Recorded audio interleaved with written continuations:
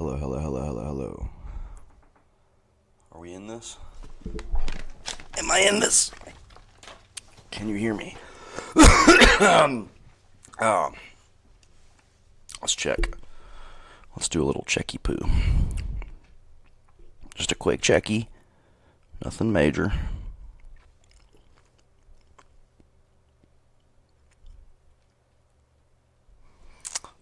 Okay, hang on. Let's see here.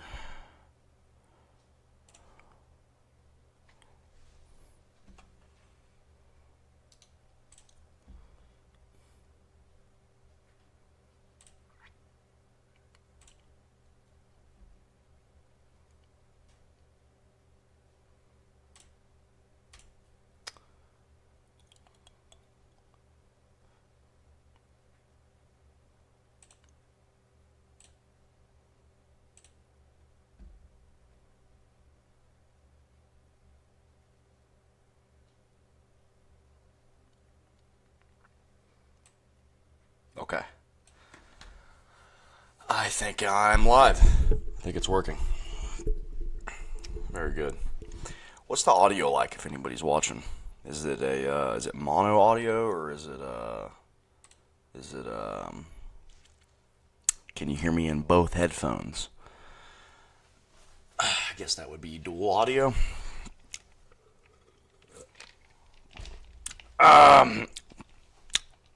I had a lot I wanted to talk about.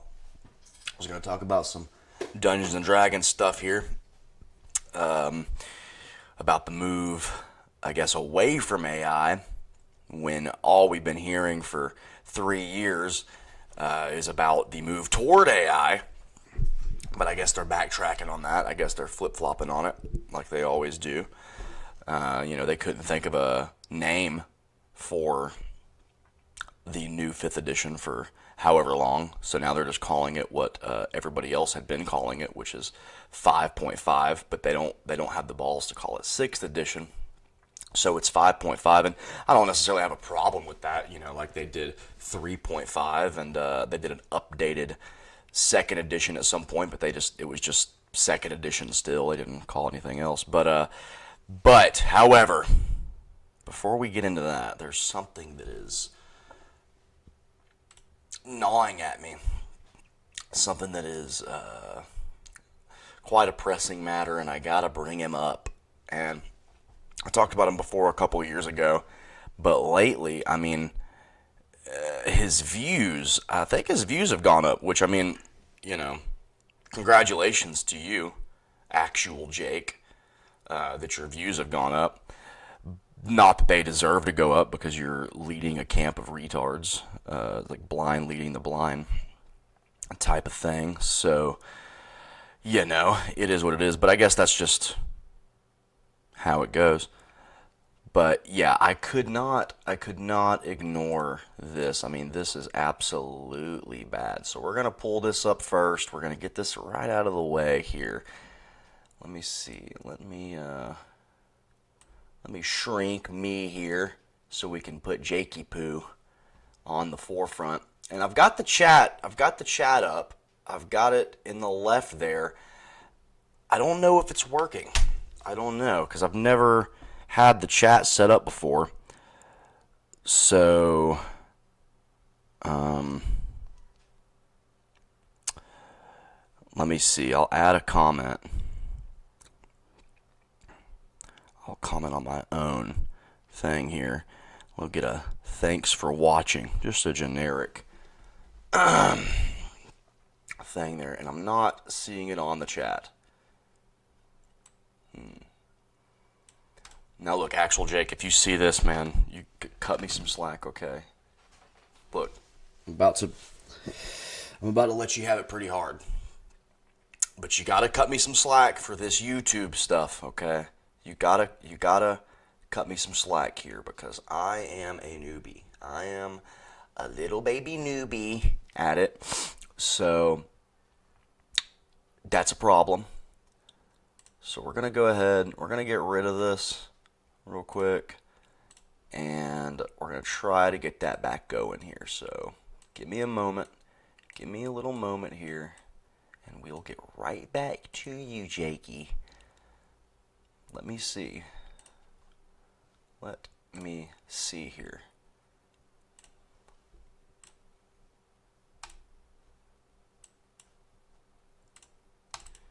I think if I copy the URL here, and then we'll just add it here through a window capture. I believe that's how you do it.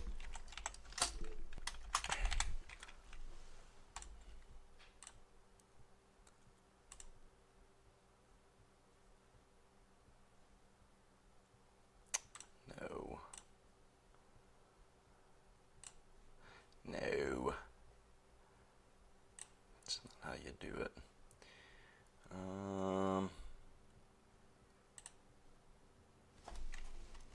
Let's see.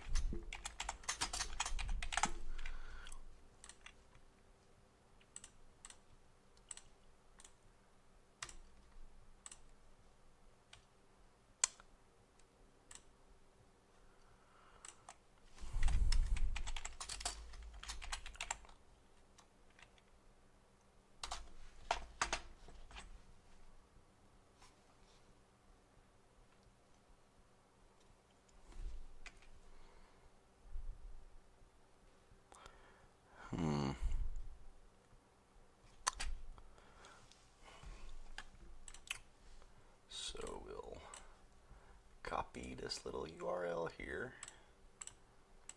and put that in the thing here.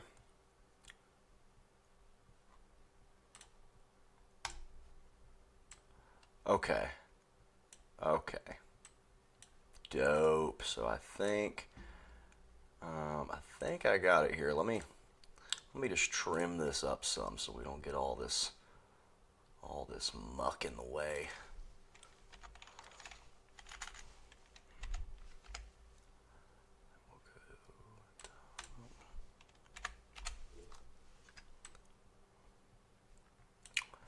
Okay, how's that?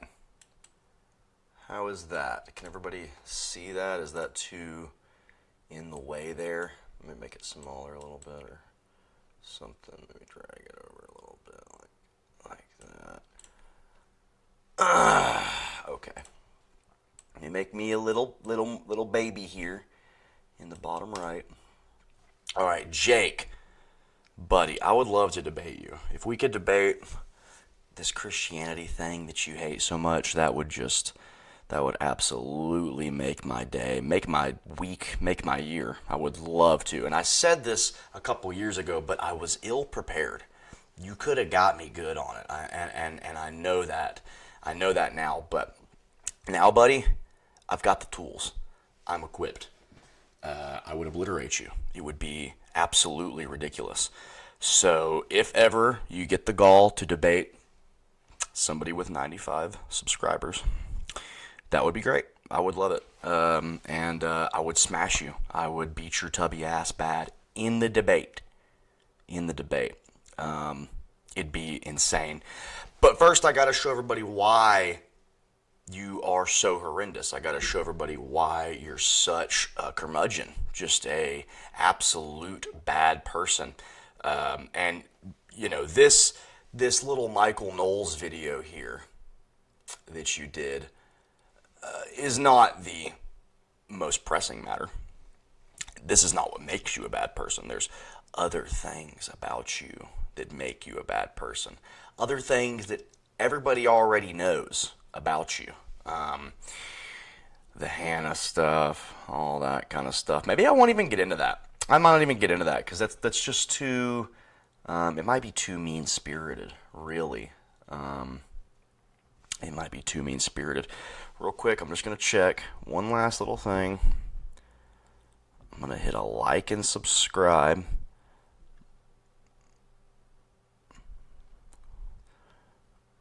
In the chat. We'll see if that pops up there. Ooh, and it did. Ooh, and it did. Okay, now we're cooking with gas. Now, I mean, things are rolling. This is crazy. I got the little baby chat up. This is crazy. All right, I feel like an official streamer, like in a professional capacity. Should I? I tell you, if anybody's watching, let me get a few viewers right quick immediately, because I've got friends. I've got real life friends, unlike Jake, that I can hit up that care about me and love me. I can get them to tune in.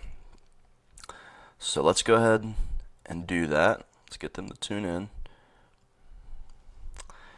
But soon, within the next year, hopefully, God willing, we'll have hundreds or dozens of fans. Dozens would be cool. A dozen would be awesome.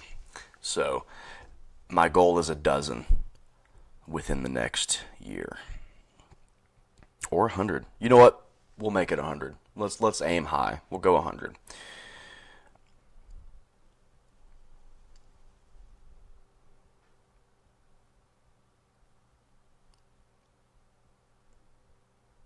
All right. The word's been put out. So let me move this little chatsy poo. I feel like this thing needs to be slimmer. Let's do that. Let's slim it up.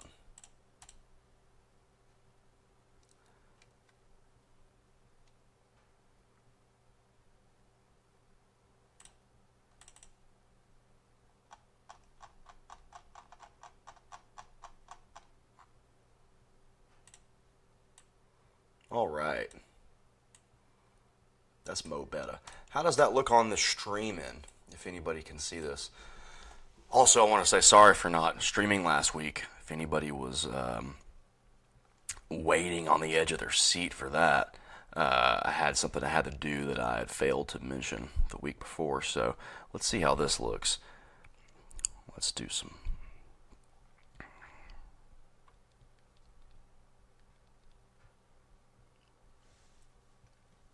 Okay. Hell yeah. It's looking good. That's crazy. All right. Let's just get right into the meat and potatoes of this, because this is something. I mean, this is crazy. The first couple things this fella says are alarming. I mean, I don't know. Maybe not to some of you, but to me, I heard it. I went, whoa, whoa. I went, whoa. It was crazy. Oh, also, I just want to shout out here. Hospital cups that you get when you have a child, something actual Jake will never do because he hates children. Hospital cups, they're the best. They're the best. Not an official sponsor. They're the best. They hold a whole lot. They got a nice shape. Anyway. Now, wait. First, we got to up this desktop volume. We got to get that up. Let's see. Ooh, it's too loud. Breaking news. Christianity is cringe. And Michael Knowles has just found out in this video titled New Survey. Hang on. I got to move me. I got to move me out of the way because I'm too much in the way here. Too much in the way. Let's see. I'm going to move me up. Get out of the way here. And, yeah, so we can see actual Jake's beautiful face. Finds many teens find Christianity off-putting. That's in double quotes for some reason. Yes, obviously, Christianity is cringe. Did you hear that one? Let me play that back. This is coming from the Reddit atheist. Christianity is cringe. Let's hear that again. Double quotes for some reason. Yes, obviously, Christianity is cringe. Coming from maybe the most cringe guy on the Daily Wire. Now, Michael Knowles, who is a Christian, right, who works for a Man's Backish-owned company. Now, if you watch the first stream, you would know what Man's Backish means. It's in reference to JEWs, okay? Pretends to, uphold some Christian values, yet he works for King Little Hat. Very funny. Similar to Jordan Peterson, who's a Christian who questions the divinity of Christ, works for the Daily Wire, yada, yada, yada. Okay, so these are like low-hanging fruit guys. These are guys that easily can be dismantled. And now, all respect to Jordan Peterson, like I couldn't easily dismantle him, but many out there could. Many out there could and have. There's a lot of good critiques of Jordan Peterson, but actual Jake is also not one of those people that could easily dismantle him. He'll just start off by saying that Christianity's cringe, and oh, you're a cringe Christian, and oh, your morals come from something other than another man, and this kind of thing, right? So he first starts off with Christianity's cringe. Let's get into a little more of this. And that's saying a lot. Have you ever thought, like, of how cringe Michael Knowles, Matt Walsh, and Ben Shapiro are? Is there... Yes. Yes, I have. And your little fans, of course they hate these guys, because these guys are, in a way, they're at the forefront of mainstream Christianity, right? Like Michael Knowles, he's kind of at the forefront of this, and they're all lukewarm. They're super lukewarm religious people. Like, they don't have any extreme takes. I mean, maybe to a leftist like Mrs. Jakey here, there would be some extreme takes, but nothing they do is like extreme or anything. They're like milk toast, right? They're like Charlie Kirk, God rest his soul. They're like that. They're milk toast. They're nothing extreme. They love their J-ish overlords. They can't get enough of them. They work for them. So this is, Michael Knowles is a low-hanging fruit, right? You won't see this tubby tub going after a Jay Dyer, right? You won't see him going after a Andrew from the Crucible. And now Andrew, I have a lot of respect for Andrew. I think Andrew's a great debater.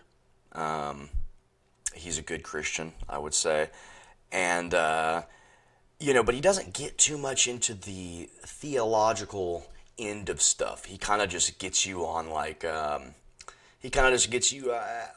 face value, logical fallacies, pretty much, is what he gets you on. But this guy would never go after a Jay Dyer. He would never do it. And if he did, he would never debate him, because it would be a shit show. It would be absolutely brutal. He would never debate me. I'm too low in number, which, I mean, I feel that. I don't even have 100 subscribers, so why would he? But I would love if you did, Jake, because it would be a bloodbath. It would be insane. It would be crazy. You'd have to call Hannah up to come dig you out of the grave that I put you in. It'd be crazy, but anyway, yeah, let's get into more of this. Sorry, I keep running off on tangents, but it's just crazy. This whole video is just crazy, man. Is there a podcast where all three of them yap? That cannot be good. That's why I've never seen it. I've never seen content from them. They have no chemistry. Fascinating. Anyway, the gayest member of the crew is here to tell us why Christianity is cool, actually. The what? The gayest? Did he say the gayest member of the crew? Hang on. Be good. That's why I've never seen it. I've never seen content from them. They have no chemistry. Fascinating. Anyway, the gayest member of the crew is here. He did. He said the gayest. Fascinating stuff, right? Coming from this liberal lunatic. The gayest. Gayest. He called him gay. Right? Now, maybe he's using gay as an insult because this guy, if he's seen it, would think it was an insult. But it's just funny coming from the leftist lunatic. Gay, the insult gay. Like, you guys kind of barred that word from yourselves. You can't really use that anymore. You can't call people gay. It's not a thing you can do. You made that pretty clear over the past 10 or 15 years. You can't it's not an insult. It's a way of life. You're just born gay. You're not put into a set of conditions that make you gay. Yeah, pretty funny. Here to tell us why Christianity is cool, actually. Here's a problem for the Zoomers. The Zoomers, according to a new survey, this is just published in... The Zoomers. God, he is just elderly beyond his years. Oh, look, he has a little piss Christ. A little itty-bitty piss Christ now. Piss Christ. Piss Christ. What? I mean, really? Your whole world is preference. Your whole world is preference-based. You don't actually believe in anything. But you insult Christ. You don't believe in anything. Your morals come from nothing. So... Down here, right next to his piss Christ bowl. The Spectator, which I really enjoy, the Zoomers are put off by Christianity. Yeah. Very interesting article, why Gen Z is troubled. He printed off an article? Why do they print stuff? Is that the vibe here? He's like, I'm not going to do screens. Look at my set. It looks like an old dine. What's the problem with printing something? For one, I mean, I'm not defending Michael Knowles. I think he's a faggot. But what's wrong with printing stuff out? I mean, it's kind of neat. I mean, he has the paper right there in front of him. Is it so bad that he printed off a piece of paper versus he looked at it on a screen? Is that really your gripe? Dining car during the turn of the 19th century, 1800 exactly, dining car. By Jesus. And the reason is, well, I'll read the first paragraph or two. Okay. Many teenagers today find Christianity off-putting because we are here to listen to Michael Knowles read a printed off article. I don't even know how true this is. I don't think that Gen Z finds Christianity cringe just by the trends that are kind of coming around. Like there's many studies that show that Gen Z men and women prefer traditional gender roles and traditional relationships. So the whole thing about Christianity being cringe is, I mean, Christianity would be the backing of these kind of ideas, right? Unless you're going off of like some weird Nordic hoopla. Like if you're a Hitler guy, like if you're I love Hitler's based guy, then I guess, yeah, you know, Christianity is whatever. But I don't think the majority of Gen Z people are Hitler guys. And I don't think that they're atheist either. So what camp do they fall into? I mean, there's got to be real data on this other than the article. We'll get into that, but I don't believe the article for a minute. Article about why Christianity is cringe, and he's like, why do the teenagers think we're cringe, man? Do I have to reiterate what we're looking at right now with his fucking gay ass cigar box? Can I mention? Okay, he's got a little bit of a point here. He's got a tiny bit of a point. If this is all you're given as to what Christianity is, then yeah, anybody would think it was cringe. Anybody. I mean, but however, it's not all we're given, right? These are just kind of the face lords, right? These are the people that are shown to you in the immediate. So, I mean, little bit of a point there. We'll give you a point. We'll give you a point, Jakey. There's very little straight man things gayer than guy who fucking thinks about cigars all the time. I don't know, man. It's quite phallic. I feel like I spend a lot of time with other men in rooms, like, to lit alone, and not saying anything because it would be... Okay. The cigar is phallic? I mean, so anything that is tube-shaped is phallic. This guy's got dick on the brain. It's crazy. It would be way too gay to do it, but it's like as gay as they'll allow themselves. I think what needs to happen is a restructuring of masculinity. A restructuring of masculinity to allow men like Michael Knowles not to have to LARP to be... What would your restructuring of masculinity be? What would it even be? Based on nothing? Based on your preference? Oh, I prefer that strong men don't smoke cigars. I prefer it. It's just my preference.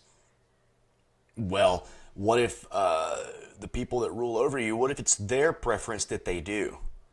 Right? How do you combat that if it's just preference? It's a preference. If you're laying down strict guidelines of being masculine, right? Let's say actual Jake has strict guidelines of masculinity, right?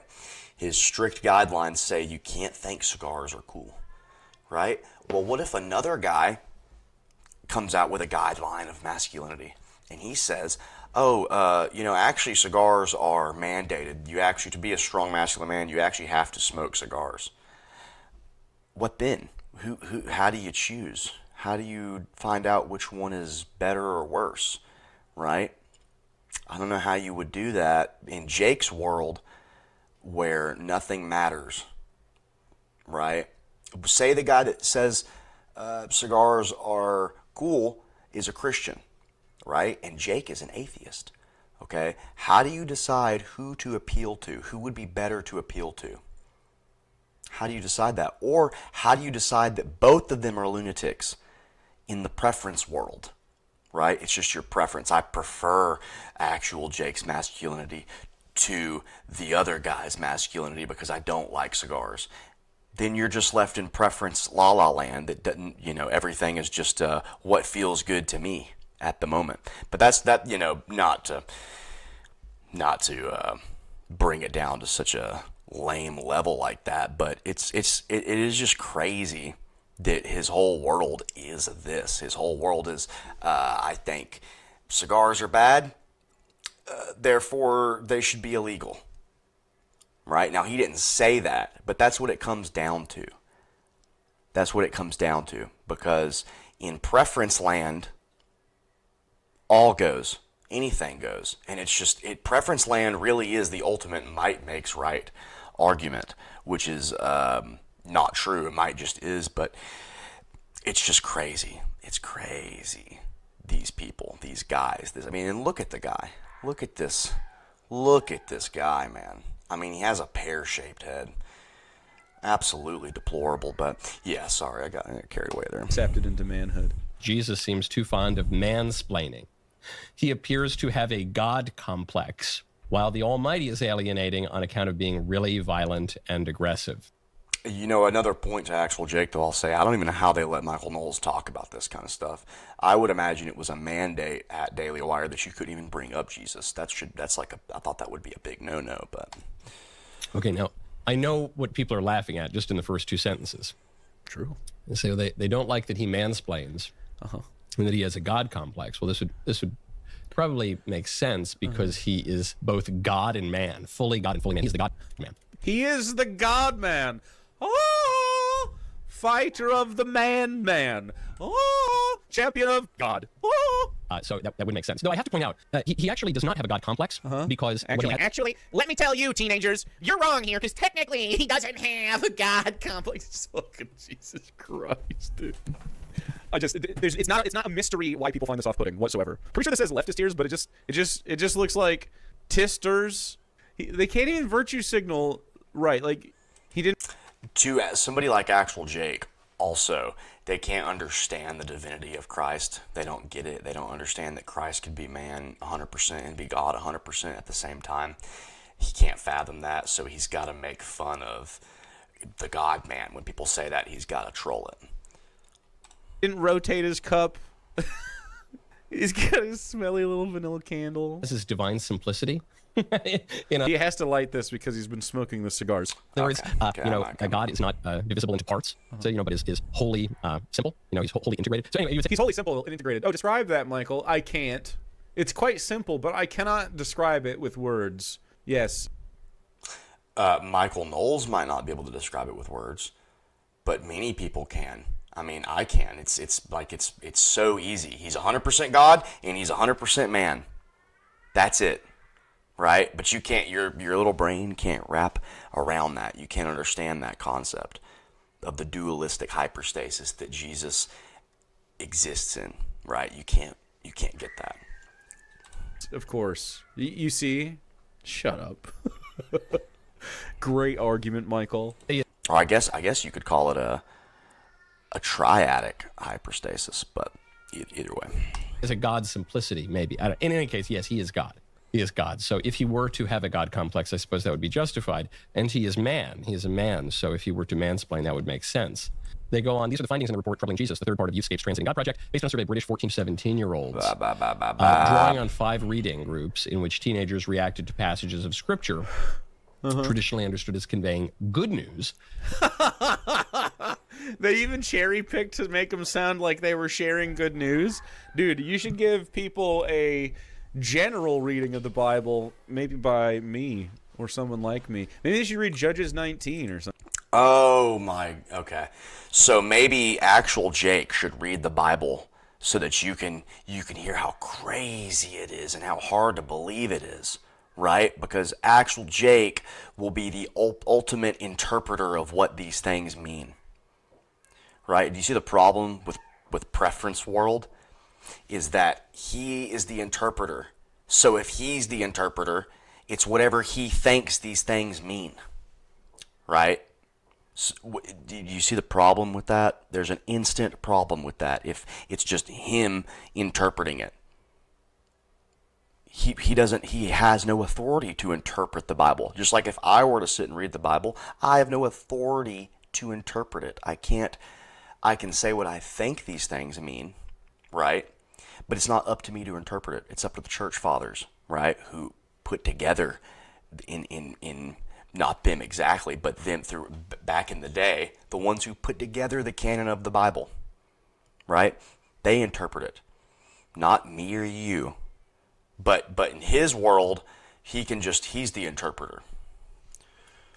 Something. I like to offer that one up for the kids. Go ahead, speak this one out to the class. Ah, yes, and then they gang rape someone to death and cut her up into small pieces for all the tribes. Beautiful. Ah, yes, God is so loving. Youth Cape. Let's pull that up.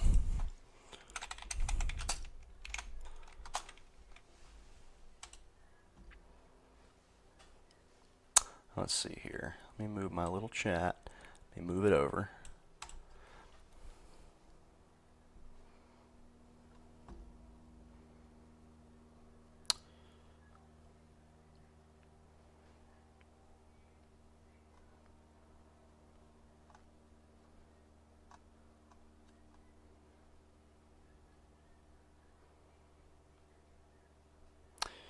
Okay, now a Levite who lived in a remote area in the hill country of Ephraim took a concubine from Bethlehem in Judah. But she was unfaithful to him. She left him and went back to her parents' home in Bethlehem, Judah.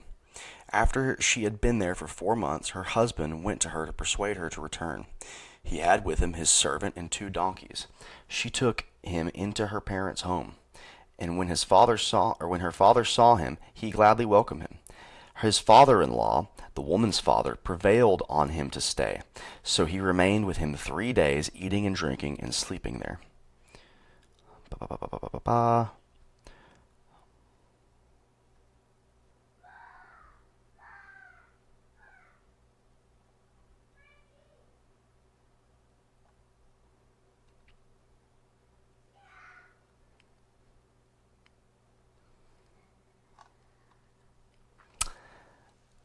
Not seeing the part that you're talking about, buddy. Cut her up and divided her to the tribes and gang raped her? Where's that at? Where's what you're talking about? That's crazy.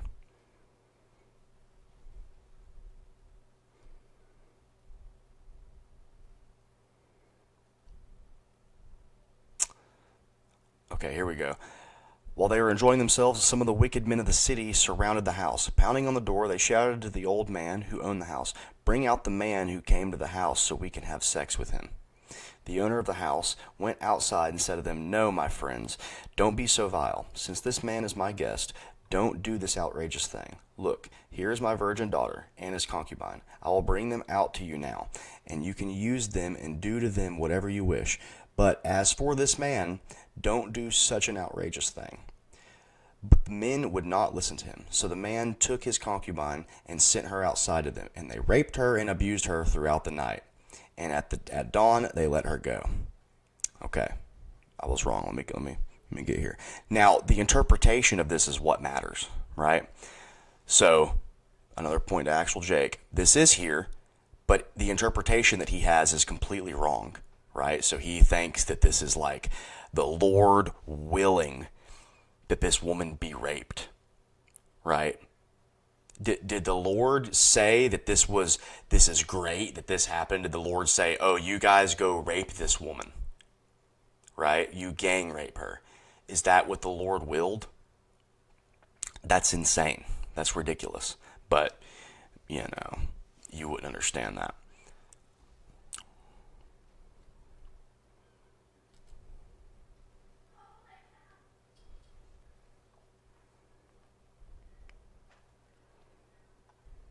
Yeah, crazy. But to actual Jake, though, he would think that this is what the Lord wants. He would think the Lord wants a woman to be gang raped and cut into pieces and given to a bunch of the tribes, right? He thinks that God wants that. But that's the problem that I'm talking about with interpretation. That's what I mean by interpreting the Bible, is that if you read this and you go, oh, this is what God wants, what if somebody else reads it and goes, no, this isn't what God wants? How do you decide who is right? The Youthscape faced reactions radically different from what it says might have been expected. How is it different?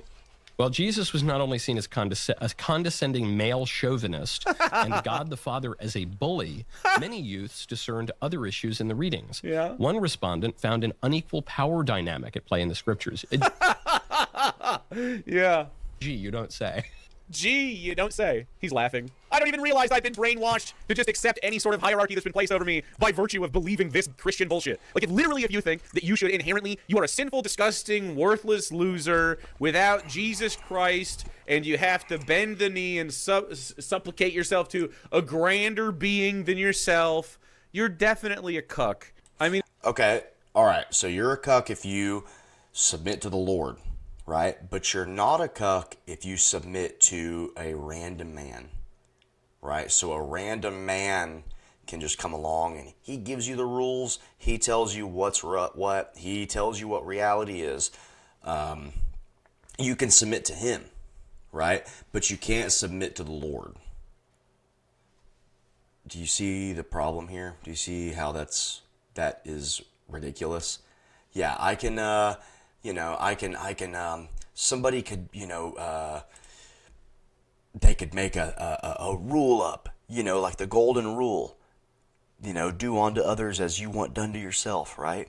They can make that rule up and I will submit to that.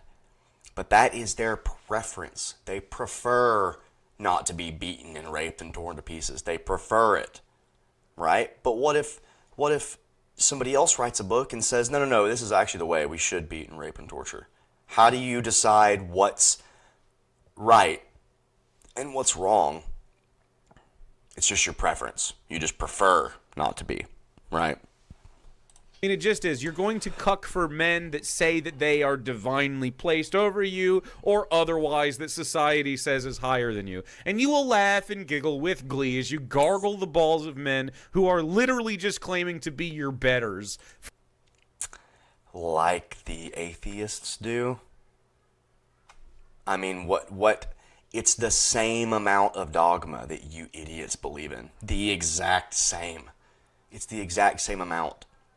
Right? You guys have your dogmatic beliefs, that you have what you think is right and wrong, and we have what we think is right and wrong, right? What we know is right and wrong. But you can't give an account for what is actually good. You don't know what is actually good.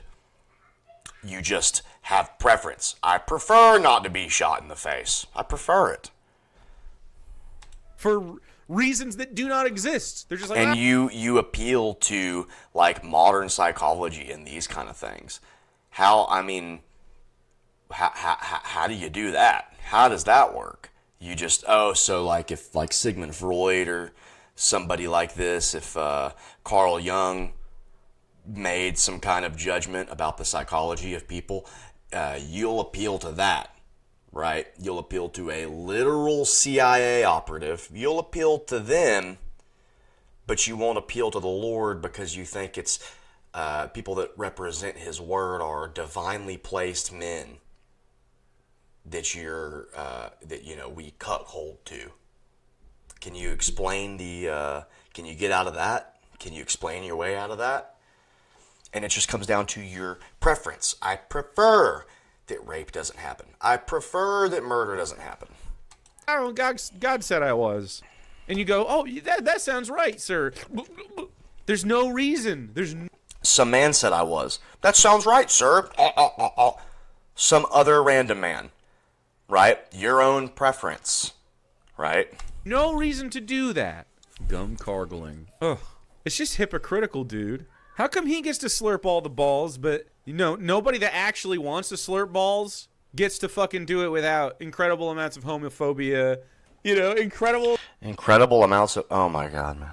Okay. I don't know how many times we're going to get back into this preference circle. It's just your preference. You prefer that men suck balls. You prefer it. I don't prefer it. What makes either one of us right? How do you decide who's right and who's wrong? How would you do that?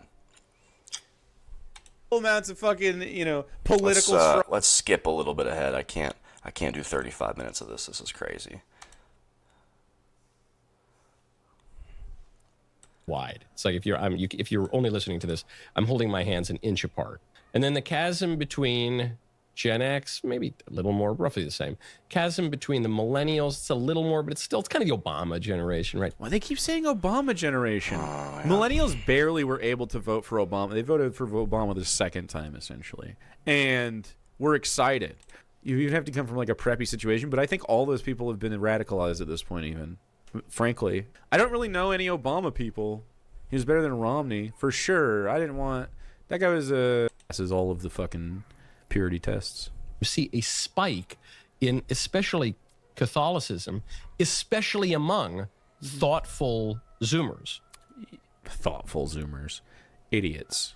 And you have transgenderism, which is the most radical... Every other Zoomer is trans, is insane. ...modern form of Gnosticism.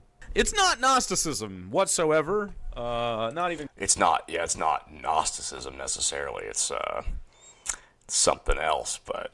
Close. At most, it's like materialism or something. Like, I don't know. Is actual Jake not a materialist? Does his whole worldview not just appeal to material? So I don't know. He said that in like a mocking kind of way. His whole worldview is materialist. Like you're just recognizing that you're a person with fucking, you want to express yourself. Like shut up, man. It has nothing to do with Gnosticism. Gnostically trans. You're metaphysically trans, and including aspects ridiculous. of New Age and the occult. New Age and the occult. All right, every occult member has been a right-wing capitalist Christian connected with fucking Jeffrey Epstein and Donald Trump, frankly. What? Including aspects of New Age and the occult. New Age and the occult. All right, every occult member has been a right-wing capitalist Christian. Every cult member is a right-wing capitalist Christian. Okay, what about the, he's not going to name one. Let me, real quick, before I eat my words, let's see if he names one. Connected with fucking Jeffrey Epstein and Donald Trump, frankly. Let's get that right. Why aren't you addressing any of the Epstein stuff? That's fun. Oh my God. Oh man. Yeah, see, I think also that this Epstein stuff, obviously Epstein is a demon from hell. Right? Obviously. Right? No one's debating that. No one's saying that's not true. Obviously, Jeffrey Epstein has connections to the entire spectrum of politics, from left to right. Okay? He's connected to them all. Okay? Jeffrey Epstein was not a right-wing person. Okay? He was a more left-wing person. Right, but you don't know that. You don't. You haven't looked at any of the stuff. You haven't looked at the files. You haven't read the emails. You just assume because you see on Twitter is where you get from leftoid Twitter is where you get your information. Why did he want to sabotage Donald Trump's presidential run? Why was that? Is it because he's a righty? He's a right wing guy, right? And I'm not a Trump guy, but I'm definitely not a retard leftist, but yeah, this kind of stuff, I don't know, this whole politics stuff is crazy, and I think the Epstein stuff is an op. Like there's I put a lot of stock in the emails. I think the emails are real. The FBI tips are probably mostly false. Or, I mean, you got to have discernment to understand these things, right? Because anybody can go leave a tip and say, like, yeah, I saw George Bush put babies in meat grinders, right? Anybody can leave a tip that says that, right? So, but however, the emails that they released, those are way more credible, okay?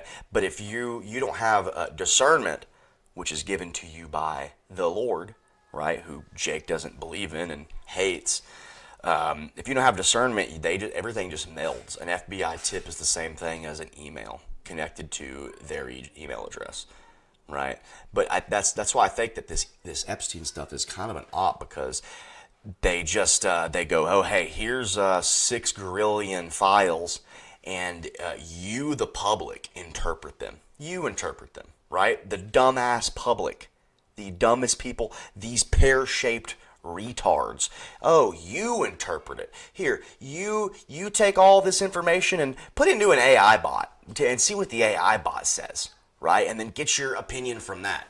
Now, I know Jake didn't do that because he's probably a staunch anti-AI guy, right? Because these kind of people have to like, what would you call it? Moral signal to their counterparts, to their peers, that I don't like AI because I don't want AI to replace all the jobs my brown slaves could do. Yeah, the Indians that work at Walmart, I don't want AI to replace that because those jobs are valuable to my brown slave class. That's pretty much what their whole ethos is. So, again, back to preference world, right? Back to preference world. Oh, I prefer the robots not take over all my slave jobs, right? I prefer it. But what makes you right? What makes you right? You don't have something higher than yourself to say that you're right. And if you appeal to anybody else, it's just to another man. You just appeal to another man. It's strange. So I'd love to. Strange. It is strange. Let's get a little more into this. I can't stomach this. I shouldn't have started off this way because this kind of stuff really puts me in a mood, man. It's really crazy. Back to the this Judges 19 thing here. It's crazy that you believe that God wills that women be given up and torn to pieces and raped. You think God wills that?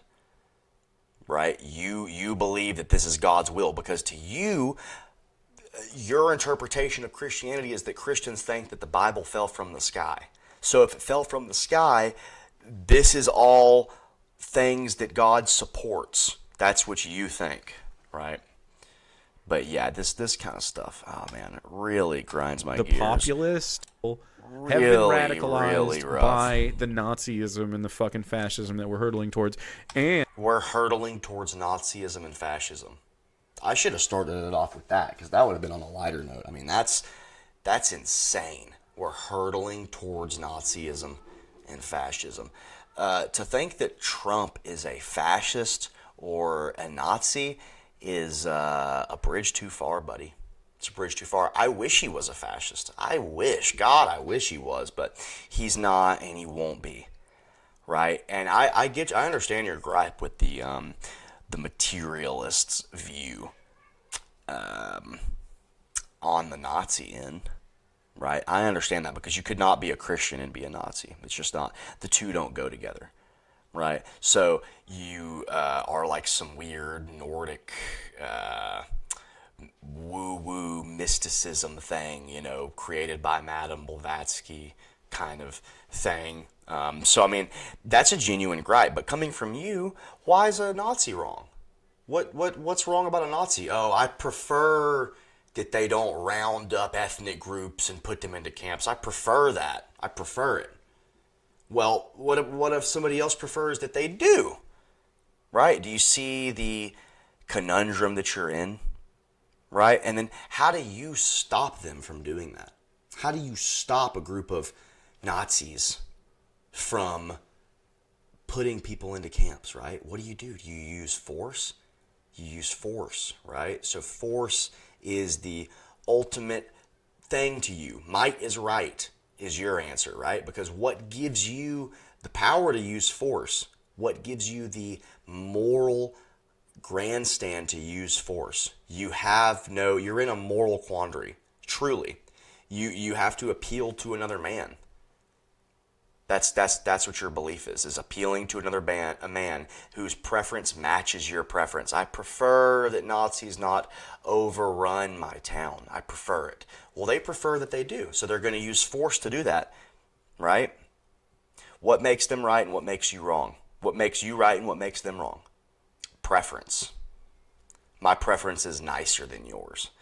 And then they always get into this little, they try to go deeper. They're like, well, if it's all just that, we should work towards furthering mankind. And if Nazis work against furthering mankind, then they're bad. Right? But then you got to go back again to why is it bad if all mankind is just deleted? Why is that bad?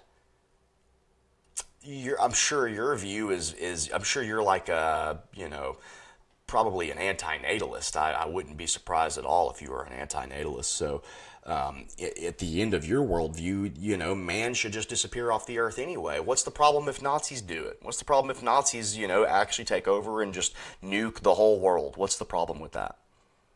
It's just preference, buddy. It's your preference that doesn't happen to you. So I'm going to play fucking 2 more seconds of this, and then we got to get into something more light, because this is just drab. And they can identify that Christianity is part of it in a lot of those cases. It's not a coincidence that everybody Sieg Heiling is also on their knees fucking praying. And when they won, they...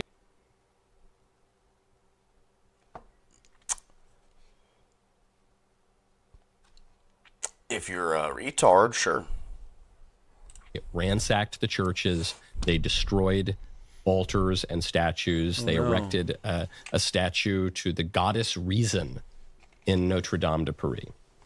They did, in fact, this is called the Enlightenment era. They wanted there to be a sort of, it wasn't atheistic, it was more deistic reason.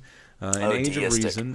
Thomas Jefferson and other founders really got inspired by this in a different way, but they too subscribed to the Enlightenment era thinking. And the same people that he'll suckle when it's convenient for him politically, but he won't acknowledge that Benjamin Franklin, for instance, was a supporter of this. You know what I mean? So who gives a fuck? Who cares? I mean, I see the point he's making, but who cares if these guys were deists? Who gives a shit? I mean, what is it? Are they wrong for being deists because you prefer that they be atheists? Right? Just this big preference circle. It's a rebellion against God. The French Revolution, good, by the way. French Revolution, good. Not perfect.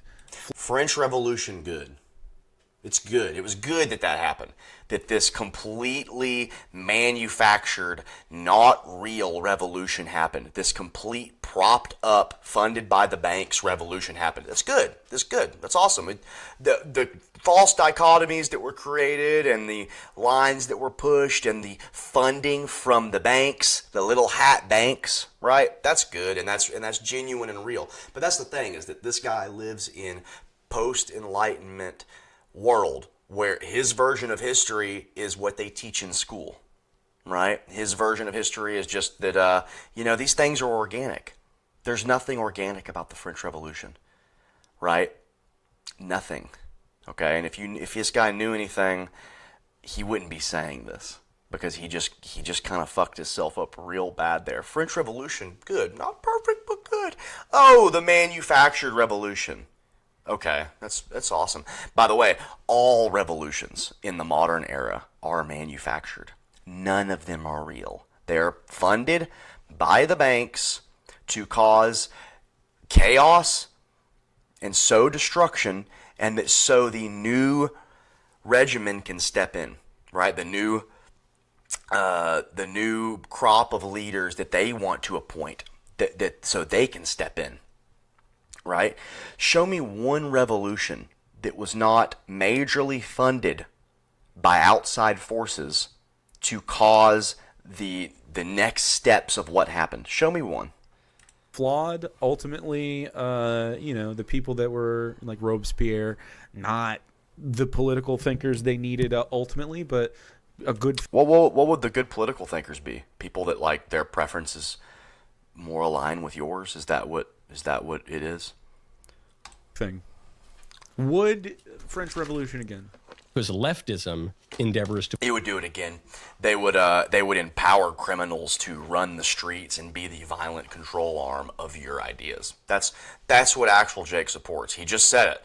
He supports freeing criminals, murderers and rapists, to enforce his preferential worldview. That's what he just admitted to. Think about that. Sit with that for a minute. Think about the implications of that and the odd machinations of actual Jake's mind to think that freeing murderers and criminals to do your bidding, to spread your ideas, that's the good way of doing things, right? But in his world, it is, because it's just preference. It's his preference that it's that way. And nothing's wrong with that, because his preference is better than his neighbor's preference, right? to put man in the place of God. No. Nope. I think God just needs to be removed altogether from your ideas of how the universe works because it's not true and has no evidence to support it. And then everything after that, you should just base your reality off of evidence. The evidence is... Oh, base your reality off of evidence. Evidence. Okay? Who is the interpreter of evidence? You retard. Who interprets the evidence? Oh, I find a little bone here. Right, let's just use evolution for an example, right? Actual Jake is in love with evolution. He loves evolution. That's, these kind of guys. They love their quirky science shit, right? I find bone here. Bone looks like bone of other bone that I find here, right? But this one, oh, it's got some, the patterns are similar to the bone over here, right? Oh, I guess that this evolved from this. Okay, it evolved from it, right? Where's the proof of that? Oh, the scientist who is the interpreter of this says this, right? Do you see the problem with this interpretation, this back and forth interpretation? Somebody else could go in, like what I just did, and I could interpret it to be this way or that way. Right? So in your material science world, you are the arbiters of your reality. You are the ultimate interpreters. The ultimate say-so is yours. Right? But what makes your say better than somebody else's say?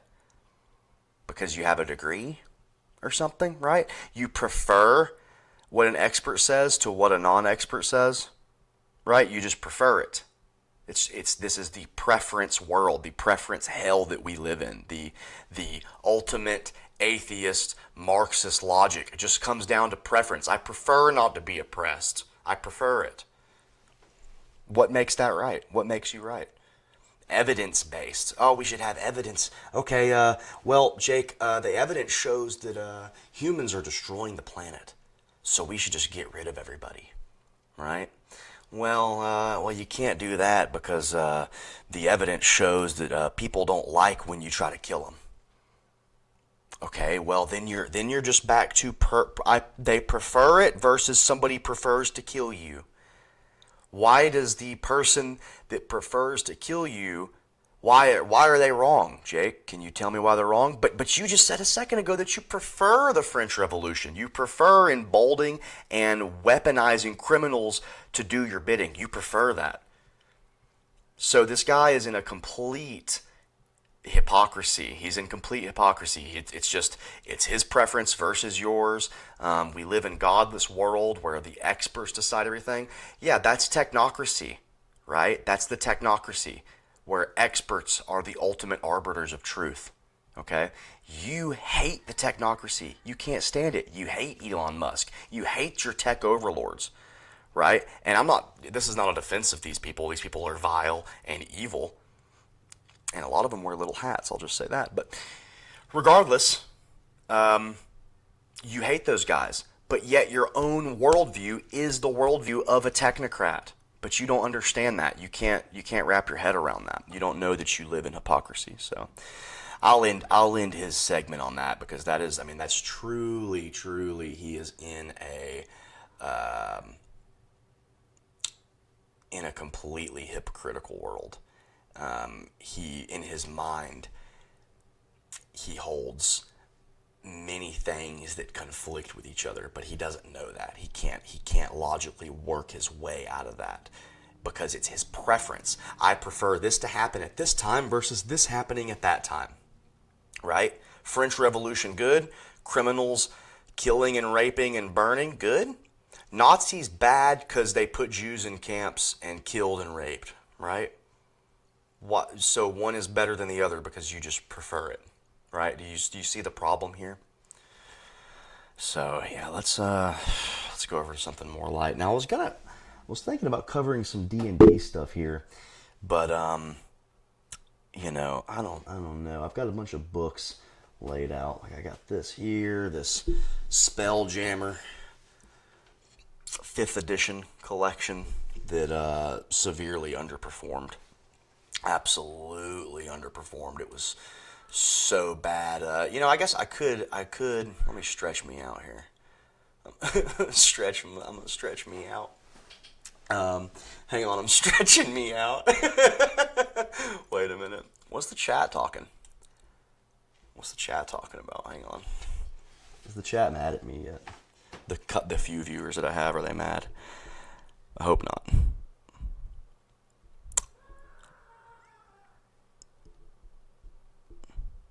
Let's see. Okay. No, I've got big fans. I've got big fans. I got 5 watching, dude. What's going on? This is crazy. So, anyway, yeah, we got this here, and the reason this underperformed is because it offered very little in the way of explaining actual space engagement, right? This is just a whole bunch of pretty much like, oh, look, space cool D&D module, right? That's pretty much what this ended up being. And while there are some cool creatures in this, overall it was a mess. So I'll just give an example here of how it's a mess. When you're looking through a D&D module, when you're looking through a rule book, right, of how to run these things at your table, what's one thing you look for? What's the number one thing you look for when engaging this at the table? The rules, right? It's a rule book. It should have rules, okay? This thing is an absolute disaster with no rules, all right? And let me show you how. We've got, not that one. That's the campaign module right there. And the art's pretty bitchin'. Like, I like that. I mean, I think most modern D&D art is slop, and honestly, the AI can replace it and you wouldn't know a difference. But let's see here. We've got the Boo's Astral Menagerie. Also, I'm tired of Minsk and Boo, man. I'm just done with them. I mean, it's been what, 30 years we've been riding the coattails of Minsk and Boo. It's just like, I don't know. He was kind of a quirk chud when he was first introduced. He's definitely a quirk chud now. And the way they've got him all soft looking. Look at this soft Minx right here, man. I mean, this is kind of crazy. I mean, he's got, he's muscular, but he looks like a little baby boy in the face. I don't know if you could see that well. It's pretty crazy. But let's go over here. We've got this Astral Adventurer's Guide. Okay? Let's go look at the contents here in the Astral Adventurer's Guide, because this is pretty funny stuff. Astral Adventuring, how Spelljammer works, speed, sensations, Spelljammer duels. Let's go, 17 Spelljammer duels. Let's go here.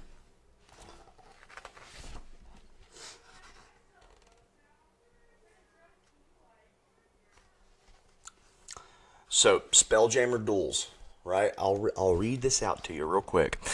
Spelljammer duels. A ship can have more than one spelljamming helm aboard it, but only one spelljamming helm at a time can be used to control the ship. If a spelljammer tries to gain control of a ship by using a second spelljamming helm, a spelljammer duel ensues. Okay. Resolve this conflict by having each spelljammer make a constitution check. If the dueling spelljammers tie, have them reroll. The spelljammer with the lowest check result loses the duel and gains 1d4 levels of exhaustion. In addition, their attunement to their spelljamming helm ends at once, and they can't attune to any spelljamming helm until all levels of exhaustion are removed from them. All right, that's it on spelljamming duels. That's it. Let's see if there's any more here. Air envelopes on creatures, overlapping gravity planes, fresh air. I mean, now, is there a section on ship combat? Let's see.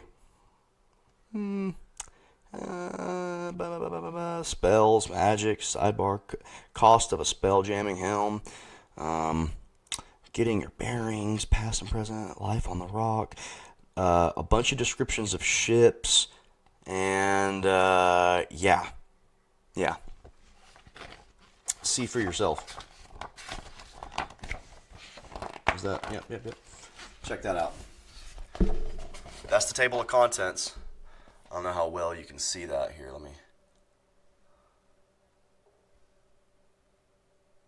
Can you see that? Is that too blurry? No extensive combat rules. Just Spelljammer versus Spelljammer. Here we go. Oh, wait. No. Wait. Ship-to-ship combat. One page. Let's go here. Page 24. Hang on. Wait a minute. I was wrong. Hang on.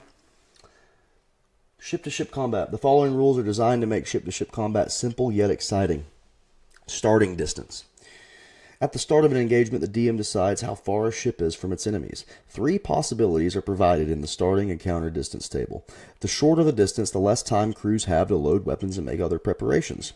So if you're 250 feet away, long range for ballistae, mangonels, short bows, long bows, light crossbows, and heavy crossbows. 500 feet, long range for long bows and mangonels. Beyond the range of ballistae and crossbows. 1,000 feet, beyond the range of most ranged weapons. So you have the initiative. The Dungeon Master's Guide presents a variant rule called side initiative, which is ideal for ship-to-ship engagements, since it gives you the trouble of tracking initiative for individual, or it saves you the trouble of tracking initiatives for individual creatures aboard each ship. Moving and steering a ship, right? Let's see. A spelljammer can use a ship's spelljamming helm to move and steer the ship without expending their own action or movement. On their turn, the spelljammer determines how far the ship's up to its maximum speed and decides whether to approach another ship or put more distance between the two. So, does this not seem like vague? There's where's the big charts, the breakdowns of how these things work? Where's the extensive explanation of how ship combat works?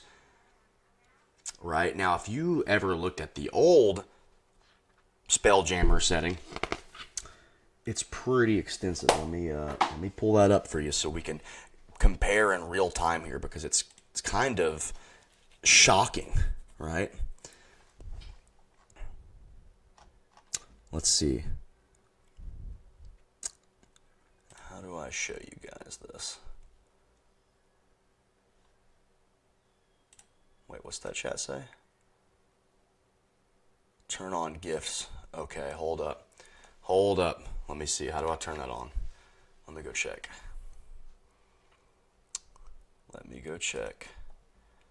Hang on, give me a moment. Okay. Give me a little moment here. Let me see. How do I turn this on?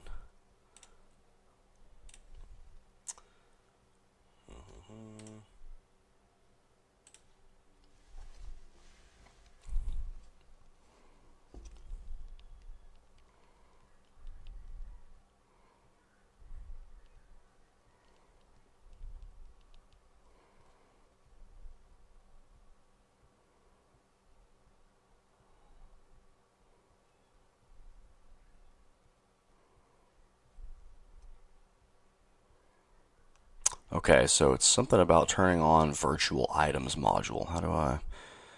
Let's see.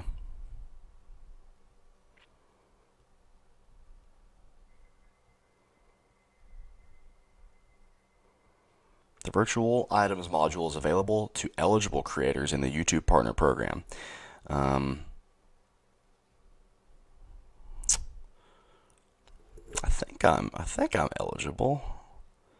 Minimum requirements. Okay, you must meet these requirements. Channel is in the YouTube Partner Program.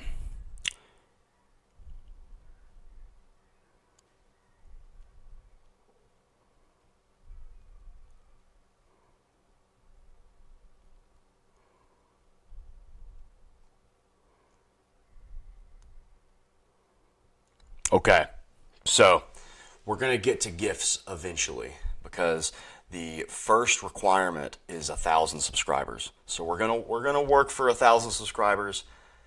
We're gonna get up there.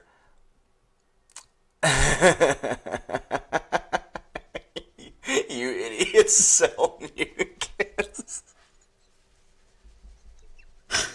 Ooh, that's a deep ref, deep cut. Absolute deep cut. That's a Longmont ref right there. That is a Longmont Potion Castle reference. I mean, holy hell, man. I gotta slim this up. This is too big. You see how big this thing is? It's grotesque. It's grotesque how big it is. You idiots, sell mucus upper. Oh, that's good. Okay. Let me see. Oh, don't worry. Don't fret. We're gonna get to 1,000. We're going to, and it's gonna happen. And I'm gonna be a YouTube partner. We're gonna be partnering with YouTube. That's good. Okay, hang on. Let me.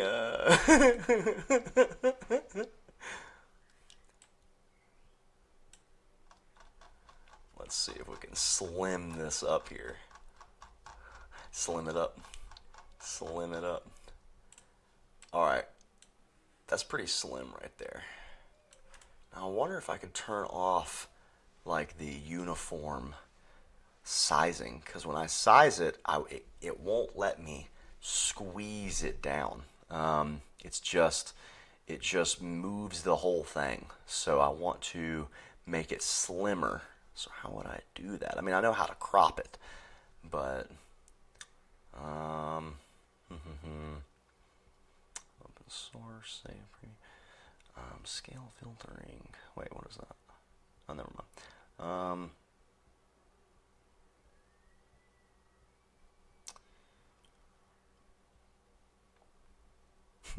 You idiots, sell mucus. That got me. That's crazy. Okay. All right, I'm gonna leave it like that for now. But yeah, let's get into this other bit here, because I mean this is pretty good. This back to Spelljammer there before I was so easily distracted by a Longmont reference. That's so good. Okay. All right. I got this up here. Let me move me.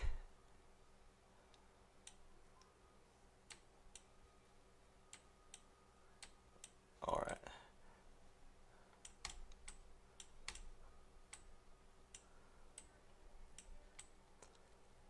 Right. Let me move the chat here. So much to move. All right. Can you idiots see this?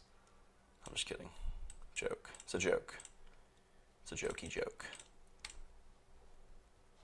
Let me shrink me down here so I could be a baby in the corner. Alright. Yeah.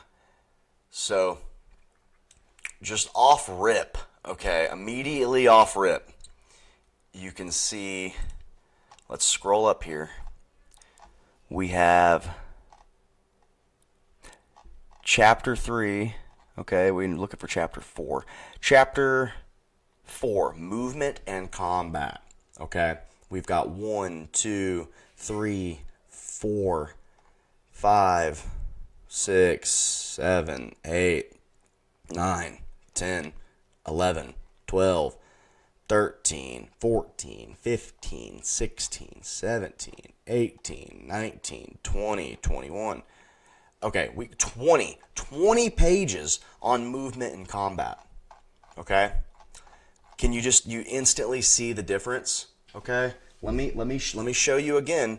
20 pages on movement and combat, right? Because in D&D, if you ever played, you would know that scenarios are varied and anything can happen. That's the beauty of the game. Anything can happen, right? There's many nuances to the kind of, I guess you would say, the kind of, just the many nuances to the variation of things that can be done in a scenario. And especially if you're going to be in space, right? You're on spaceships in fucking space in Dungeons and Dragons. You could imagine the variability there, the outside random whack-ball things that could just happen, right? Well, 20 pages on how to do this is about right. I mean, you would need at least 20 pages to get these kind of things explained, but you got here, again, just to show you, we got astral adventuring, okay? Astral adventuring, and then you go over some, 1, 2, 3, 4, 5, 6, 7, 8, 9. You got, not even 9, because that's the description of a ship. You have 8 pages on astral adventuring. Okay? And then for the combat, Spelljamming ships, ship-to-ship combat, page 24.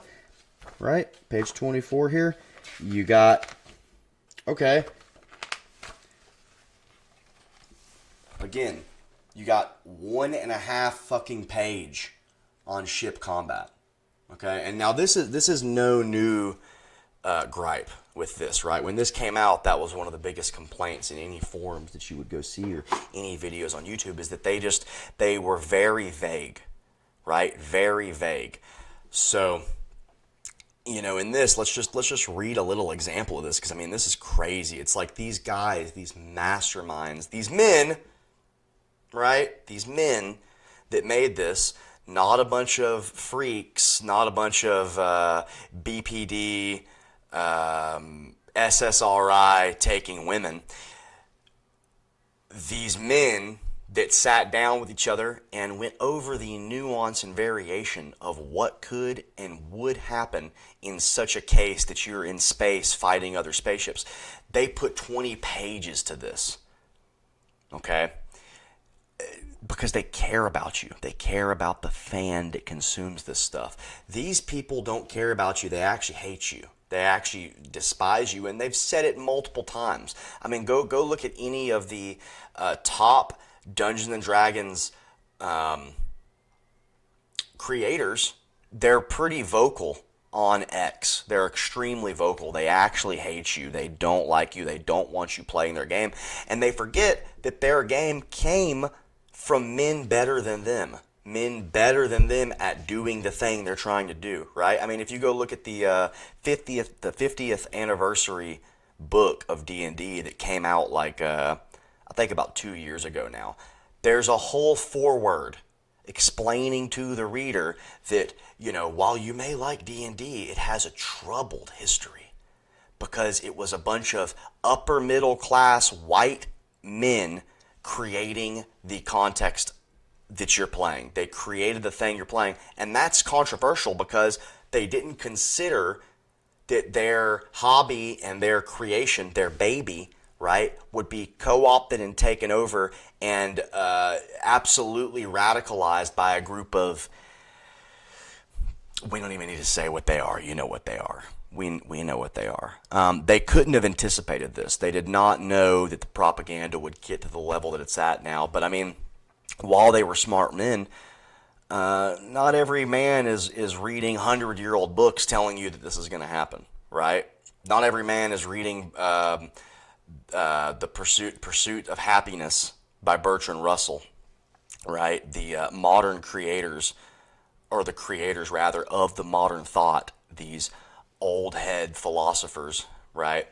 Well, I wouldn't call him a philosopher, but I guess you could. But anyway, yeah, these people that create our reality that we're in, the Aldous Huxleys of the world, and his brother, right? If you go look up Aldous Huxley and look up his brother, look up what he's a part of, right? Go look up what he's one of the first presidents of. Okay, pretty crazy stuff. But then Aldous Huxley goes on and he writes this book, Brave New World, where he describes the epsilon and delta class of people and how the future world's going to be, but it's fiction, right? So they've got the plausible deniability. They can just say, well, it's a fiction book. It's not what happens. And no, they're not putting alcohol in your blood surrogate to make you a retard. Well, they didn't have to. That's the thing, is that it's almost a metaphor, right? It's almost a metaphor. All they have to do is pump you with this slop, pump you with this kind of dumbed down bullshit. They could pump you with that and you'll become a delta anyway. You'll be a delta person anyway. You'll suck it all up. You'll suck at the teat of modernity, and they'll never have to engineer you physically at all, right? I mean, and now people could make the microplastics argument and the food's all bad and all that, but I mean, you willingly eat that shit, so whatever. Hey, I glob it up. Right? I goy it up. I had a nuke salad earlier, and it was goyish. Look at this thing. Look at this. Let me show you this. It's empty now because I gobbled it up, right? This little nuke salad, it ripped. It was absolutely good, but I couldn't tell you that the chicken in it was real. I couldn't tell you that even if it was real, it wasn't pumped with the most atrocious chemicals to force its growing.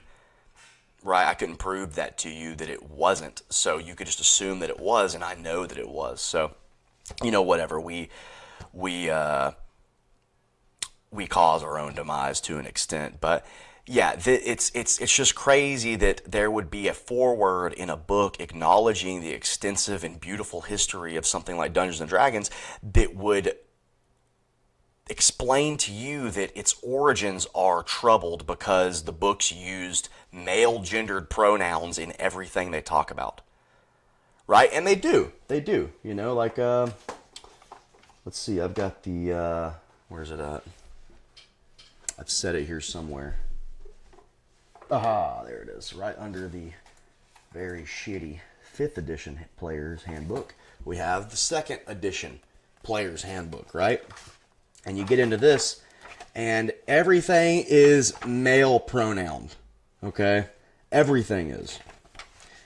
And that's fine. It's okay. It was created by a bunch of chads. They're not thinking about the androgynous freak that would be playing this 50 years after its inception. They couldn't conceive that, right? People don't understand, though, that these people couldn't have conceived that because they only live in their own world, right? They can't ever put themselves in somebody else's shoes. It's just their experience, their preference, right? We're back onto preference, right? Their preference supersedes the preference of Gary Gygax 50 years ago creating this masterful shit. It's just they can't understand how someone wouldn't conceive that we would be so thoroughly psyoped, and all the things they love, all the media they love, everything would be co-opted by freaks. They couldn't have fathomed that. Kind of like the founding fathers, right? Kind of like the founding fathers could not have fathomed that we would be overran by billions of Indians in 100 years, right? They couldn't fathom that, one day, that Indians and Jews and brown people will vote you out of your homeland, and you'll let them do it because your constitution is malleable and there's nothing actually really set in stone because they could amend it into hell, right? They couldn't fathom that. They didn't know that hordes of Indians would be bussed over here by the 100 to replace all of the populace of a people and then get into seats of power and change your laws. They couldn't. It was inconceivable, right? And so that's why all this stuff is woo-woo. It's bullshit. That's why when anybody brings up, a Constitution, all this fucking bullshit, it doesn't matter. Has the Constitution served you in 80 plus years? Has it done anything good for you except for beat you over the head with, the founding fathers, they put this here for a reason because, everybody's, if you're born here, you're an American, none of it matters. It's all bullshit. It doesn't, it's there to beat you over the head and not actually help you and to embolden third worlders. So, in the modern age, and it's because the founding fathers couldn't have fathomed this. That's what I'm saying about Gary Gygax. And these people, they couldn't fathom it. So no, they're not using fucking her pronouns when they're talking about something. And I'll give you an example. Let's see.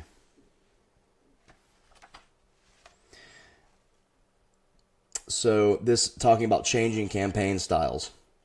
We'll just start with this paragraph.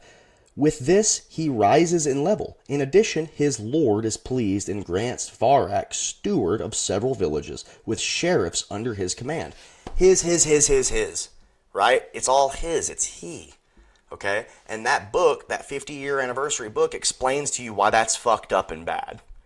And it literally says that they were upper middle class white men that were privileged, right? And they're actually, while they're creating the fantasy you love, they're actually oppressing you, right? So creating and furthering this permanent victim class of people, okay? It's just gobbledygook, right? But then you've got, these things, 20 pages of an explanation of how to run something at a table where 1,000 possibilities can happen, okay? Versus 9 pages and a page and a half within those 9 pages explaining what actually takes 20 or more pages, right? Do you see the instant fall and drop off in quality here? It's abysmal. It's like it's unfathomable. You couldn't fathom it 50 years ago. No one would have thought we'd be where we are, but here we are. Let's see the chat real quick.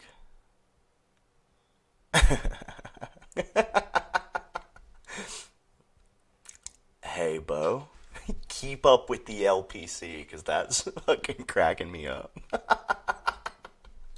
That's good, man. That's a good buddy of mine.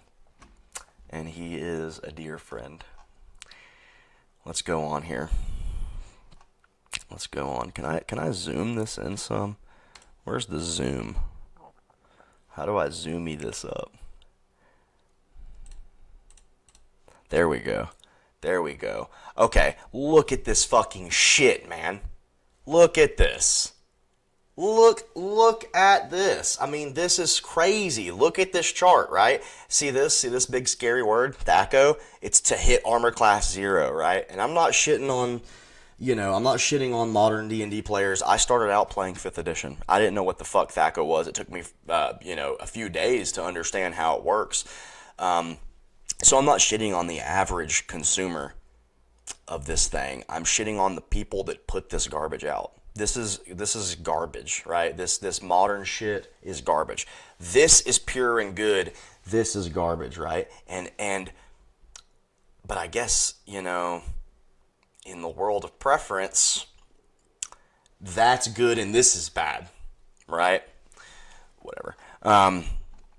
Let's see. Combat. There are 2 general types of combat in space, long range and close range. Long range combat occurs when the ships are in different hexes. This is beyond the range of most magical effects and is the province of missiles and heavy armaments. Close combat occurs when 2 ships are, however briefly, in the same hex. Now, the hexes, right? Check this shit out, man. This is they used to love you so much, okay? They used to love you so much because, again, I've shown you, the 3 books and the DM screen that comes with this set, right? 3 books and a DM screen, okay? And that is the main, that is the main 5th edition module for Spelljammer. That's the main one, right? This right here, Spelljammer, War Captain Companion, okay? See this shit? This is crazy. This is an additional module to the main Spelljammer campaign setting, right? This is an additional thing. So, open this up. What do we have? We've got posters. There's tons of posters in this. Oh, check this shit out. I mean, this is so badass. These little ad things, these little advertisement things that they would put in here, and you could... Oh, I mean, dude, look at this. Look at this. None of this. This is the 1992 Spring-Summer catalog for what's coming in the world of D&D and in tabletop in general and all things TSR, right? And did you see that for a second there? Look at this. I mean, this is crazy. Look at this. Dark Sun box set. See the Dark Sun box set? Look at that. Look at that shit. Okay?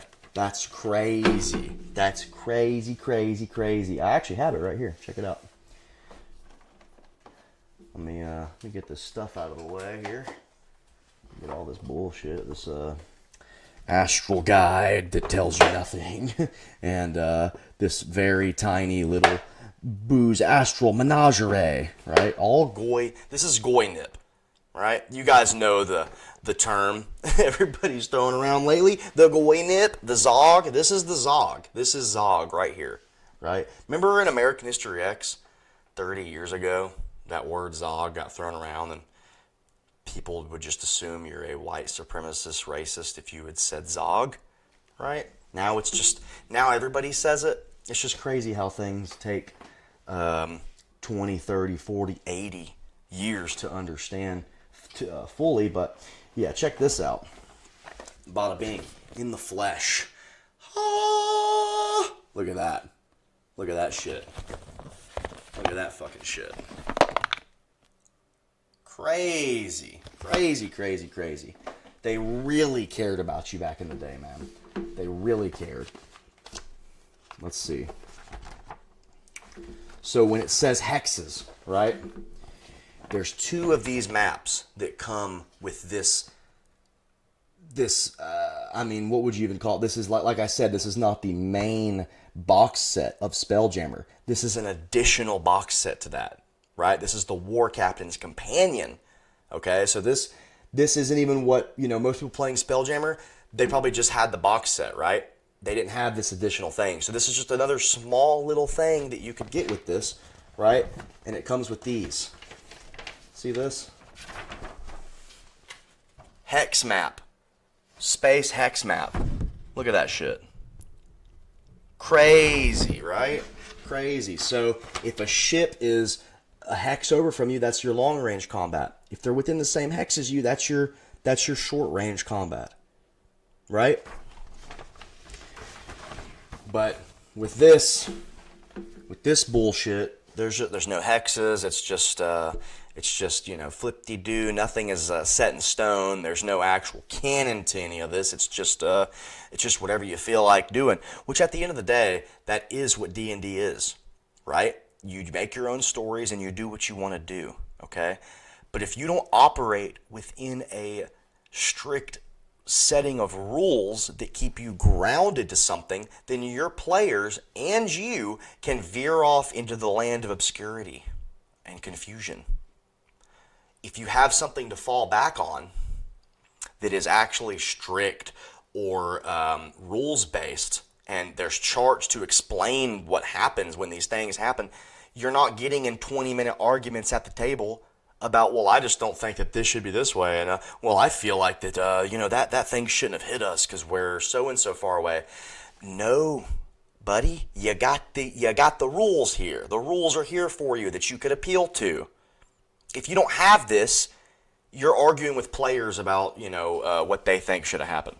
And I've been there. I've done it. It sucks. Let's see. But that's the realm of 5th edition is player interpretation beats out DM because there's not strict canon of rules. And that's bullshit. That sucks, you know. But in the future we'll have AI DMs that just let players get to level 20 within 10 campaigns or 10 sessions rather, and you know, people they'll mid-max their way to the top very quickly, and you know, nothing really matters in the So, you know, I mean, this is just crazy, this right here, that they loved you so much and they would give you so much stuff to go off of, so you wouldn't have to waste all this time interpreting what the truth is, right? This whole stream is kind of, it's just kind of has gone back to in what preference and interpretation, the folly of preference and interpretation, the ultimate folly of it. Because if it's your preference versus my preference, right? There's no rules to their world. It's just preference. And now I did show you a little bit of rules. There was a little bit of rules, but like I said, those 9 pages and 1.5 page dedicated to combat do not encompass the vast variability of Dungeons and Dragons and what it is to run a game at a table, right? They don't. This does, that doesn't. But this is made 30 years ago when actual writers and smart, learned people wrote these things and created this beautiful world for you to play around in and do what you want.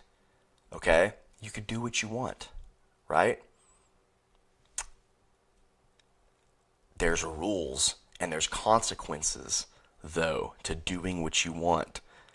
And that's good. That's what creates tension. That's what creates arcs and problems and, you know, a whole range of things that can be done because you went outside the guidelines of what could happen and you died. Okay? You see what I'm saying? But I don't want to bore you to death with this. I just want to show that this new stuff is the ultimate slop, right? I mean, have you seen the D&D consent forms that they have now that they urge players or urge DMs to give to their player? And by the way, there's like 100 players per 1 DM. That's another problem. That's why they're trying to rush in this AI stuff. Even though they flip-flop on it, you know, Chris Cox, the CEO of Hasbro, he said for a couple of years now how he embraces AI and how we should embrace AI because that's the future of this hobby, okay? But now he's saying, have you seen what he's saying now? Now he's gone back. Now he's saying, no, we're actually not going to, we're not going with the AI. The AI is out. It's, we're not finalizing anything with AI anymore. So, I mean, it's constant flip-flop. It's like they couldn't get the name of these new books right? The new modules, the new Dungeon Master's Guide, the new Player's Handbook. They didn't know what to call them for 2 or 3 years now. They literally called it 1D&D originally. It was 1D&D. How fucking stupid does that sound, right? Then they called it 2024 Core Rules. Okay? So that also sounds absolutely retarded. 2024 Core Rules. I mean, what? Just you might as well just end it if that's what you're going to call it. Because it doesn't. It's so obscure and stupid sounding. 2024 Core Rules. That's your next handbook. I mean, that's ridiculous. That makes no sense. And then I think they called it 24 Core Rules. They called it 1D&D 2024 Core Rules. I think they went through 4 name changes. Hang on, I actually got it written down. Hang on, let me see here. Hang on. Okay, no, it was 3. It's 3. They called it 3 different things. So, 1D&D 2024 Core Rules. Now they're calling it 5.5. Right, because 2014 5th edition came out. This is an amendment on 5th edition. This is the new standard. This is the new canon. 5.5. So they don't have the gall to call it 6th edition, they'll just call it 5.5, right? Which again, I don't necessarily have a problem with. They did that with 3rd edition back in the 2000s, that was 3.5, which is fine. It's not terrible. But the fans had been calling it 5.5 from the time you called it 1D&D to when you finally decided to just give up and call it what the fans had been calling it. It's ridiculous. It's absolutely ridiculous. And it just shows that they don't have a plan. They don't have a plan. They don't have a roadmap that they're going off of. It's just Chris Cox's preference at the time. It's just what he prefers. I prefer that it be called 1D&D, And so, why is that even wrong? If we're in the world of preference, why is it even wrong that he called it 1D&D? It's just makes no sense. But yeah, this kind of attention to detail, this love for the player, does not exist anymore at all. And especially love for the DM. The DM is kind of taking a back seat to the player, because all these things in the new rule books, they all focus on making your players as comfortable as possible, right? Have you guys seen a Dungeons & Dragons consent sheet? Have you seen that? It's insane. It's insane what they do. I'll pull it up. It's crazy. Now, I don't know if this is an official checklist here, but from the Monroe County Public Library in Indiana, you can download this checklist to make sure that your players are all tucked in when you proceed to sit down and give them the campaign that you worked hard on to write and the things that you want to happen in the campaign. There's a consent sheet to kind of block you from that in a way. It's here, I'll pull it up. Let me shrink me down here again. Let me get this here. Sorry for the hold up. There we go. In all its glory. The RPG consent checklist. Now again, I don't believe that this is an official Hasbro sponsored checklist. I think that this is just some fan-made gobbledygook. But regardless, when you look up consent form D&D, this is the top thing that pops up. And as I said, in the new handbook and the new DM's guide, they encourage you to run this kind of thing, right? And I could actually pull up where they do here, just in case you don't believe me. Okay, this is actually in the handbook. This is in the, or actually the Dungeon Master's Guide, rather. This page, right? This should never be a page in a fucking Dungeons and Dragons book, right? Oh, the medieval fantasy game where villages are raided and people die and crazy shit happens and, things are caught on fire, entire cities are burned to the ground by dragons. This is what you're dealing with.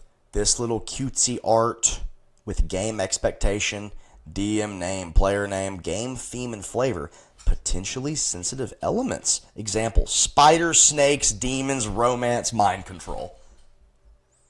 An example of a sensitive element is a fucking spider.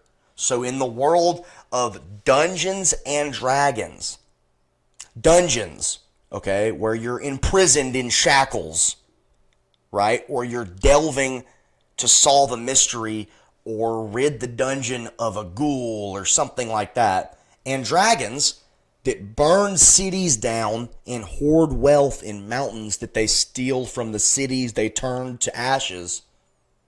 This is your little checklist. So you couldn't, it's potentially sensitive if you have a spider or a snake or a demon.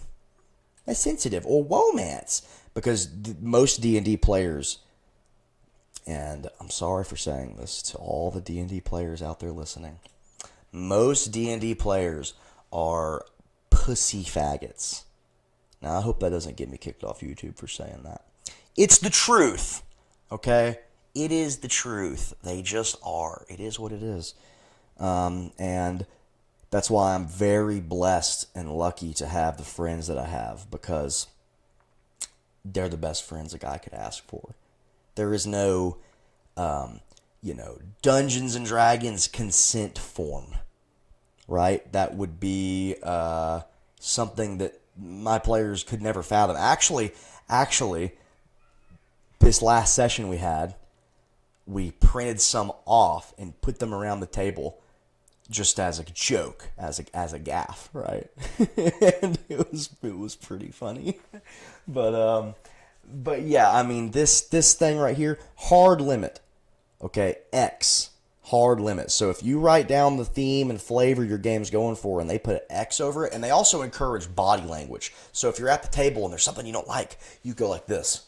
You throw up that X.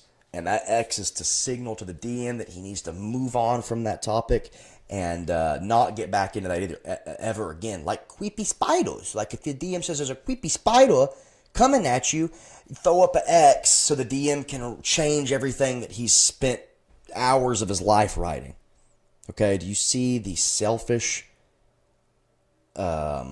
behavior of these people? The selfish attitude, the me attitude of these people? Right? Players who largely do nothing but create their character and then run with it and try to min-max. Okay, that's what players do. And, I love it. I think the min-maxing is kind of retarded, but, if you're a player and you want to min-max and you want to have the most badass character out there, that's cool, How about try to have a good story? That's what I like better, but, whatever. But you could see how this kind of thing is, this is in the DM's guide, by the way. Not the player's handbook, the DM's guide. You could see here that they instantly shoot the DM in the foot by even giving the out to the player in an official stance, being the books that you appeal to, the out to throw the X up and say, I don't want to cover this, you got to move on. I mean, it's ridiculous. And then soft limits, you put a question mark next to. Handle with care or off camera. So you see here, or off camera, okay? Why would they say or off camera? Are you streaming your Dungeons and Dragons session every time you play?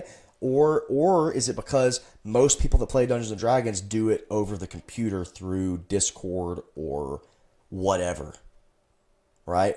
They do it through FaceTime, okay? I don't roll that way. I don't like that. I like to have everybody there at the table with me in person.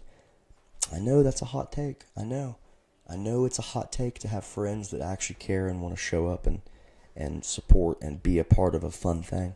But most D&D players don't have that. They don't have,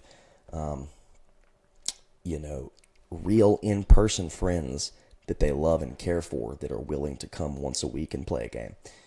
So, and that's why there will be AI DMs. I don't care what Chris Cox says. He can say whatever he wants. It's coming. There's going to be DMs. It's going to be AI DMs. And they will be modeled after this image right here. They'll be modeled after this image. See that? That is your AI DM. Right there. That's the AI DM. Okay, guys. We'll make sure there's no snakes. They'll be bulbous creatures with 3 legs. We won't do 8. We'll do 3. And, no snakes either, no dragons and no dungeons. We'll just do a fluffy kitty cat game where we cuddle, and then every now and again there's a disagreement, and if there's a disagreement, we could all work it out through the power of cuddly friendship, and no guards to come in and, kind of wrestle things up, and no dungeons and prisons and all that kind of thing, or mind control. No mind control. But in 5th edition, mind control is almost zilch. It's like, because they got rid of psionics, right? Where you had back in the day, 2nd edition, what I play, you had mind control. You had psionics, right? Hard, set in stone mind control. You could contact a person and then completely dominate them psionically and control them and do whatever you want, right? Not that, people should be freaks at your table, but I guess if we're in the world of modern D&D, everybody's a freak, right? Everybody is just an absolute chud freak that, I suppose their RAPE fantasies they would try to bring to life at the D&D table. So maybe they do need to bring forth AI cuddly beholder DM, because looking at some of these people, I mean, they are wapists. They are, because they can't, they could never be with a woman. So I guess this is actually good. I mean, and there's just this image. This is the last thing I'll say about it. I want to show a few funny Instagram videos, and then that'll be it. But this image of a beholder. Now, if you don't know what a beholder is, just Google it real quick. Google beholder, and you'll be shocked.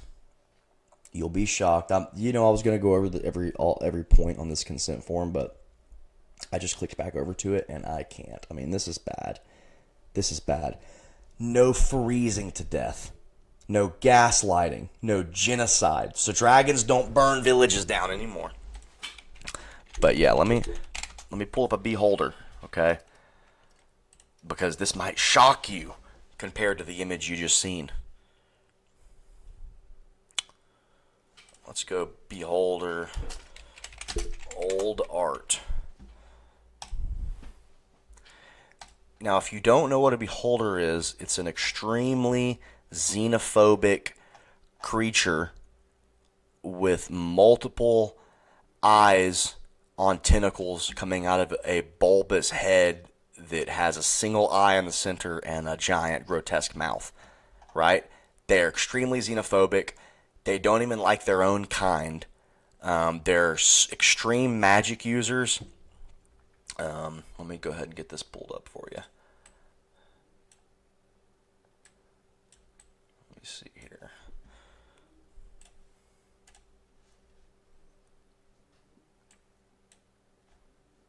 There we go. You see this? See this here?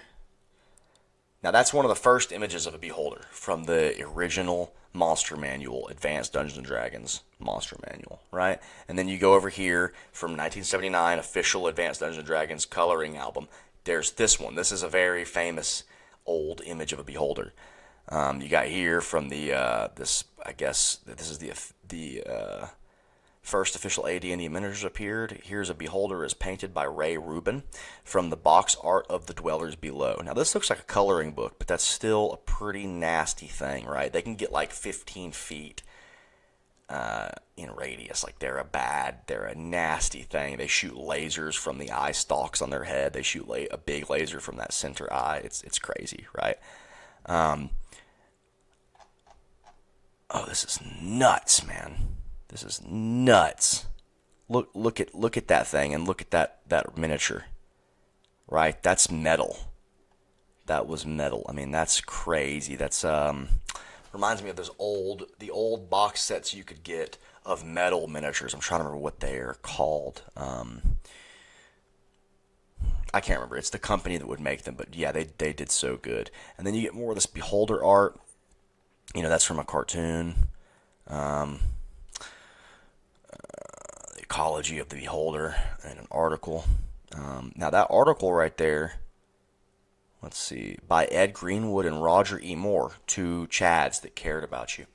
You get down here, another miniature from 85. I mean, look at that. That is spectacular, right? And then look at this. Look at this shit, man. Okay, this is from 87. From the Forgotten Realms setting, from Waterdeep in the North. Look at that art of that thing, right? That's nasty, man. That's nasty. He's got like a nonchalant look on his face. That's nasty, okay? Go down a little more. Look at this guy. Look at this fucking guy. Dude, that's on the cover of the It's by Jeff Easley. It's crazy. That's from the cover of the Monsters Compendium. So the Monsters Compendium, I believe, when it first came out, was actually it was like this. It was like this here. It was a giant binder of monsters.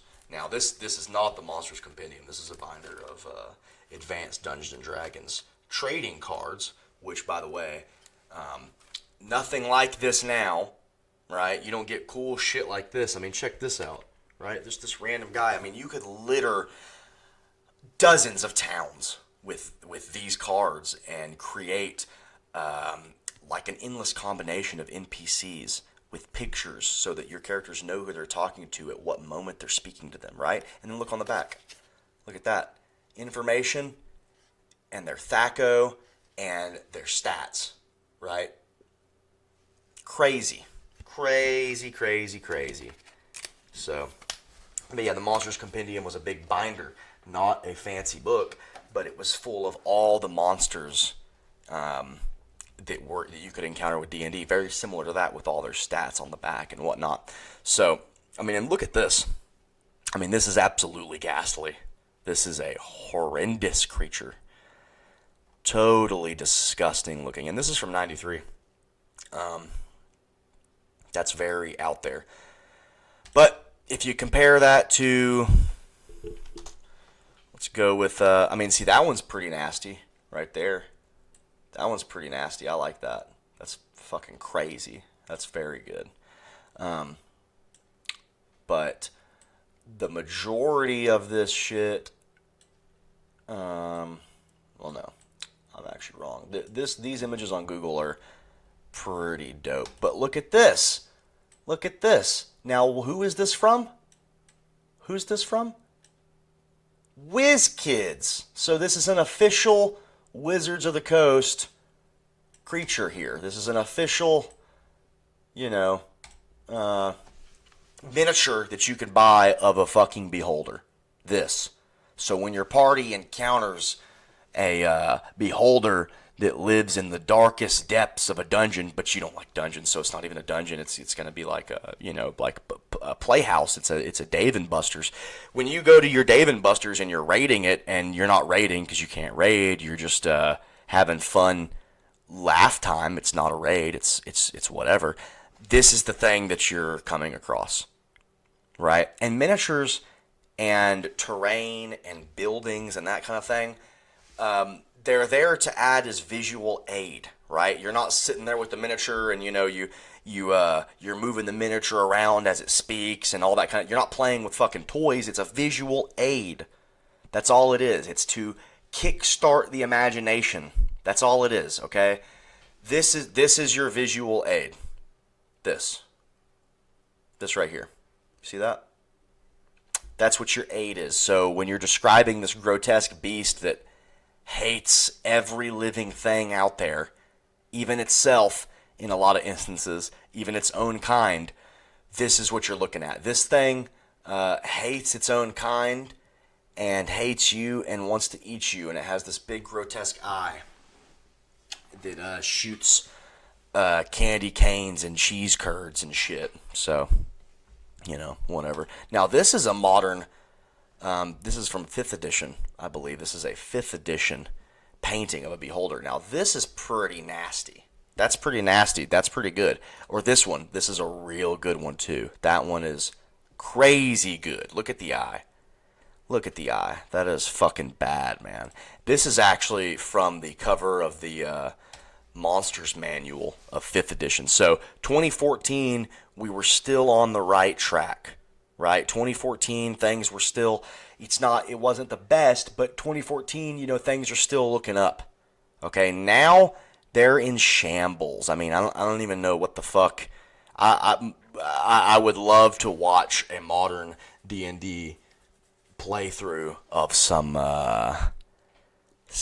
peculiar people that we won't say what they are, but I would love to watch it. And I'm not talking Critical Role or anything like that. And all respect Critical Role, but it's just not my jam. I just can't do it. I like Matt Mercer. He's cool or whatever, but can't do it. Not my jam.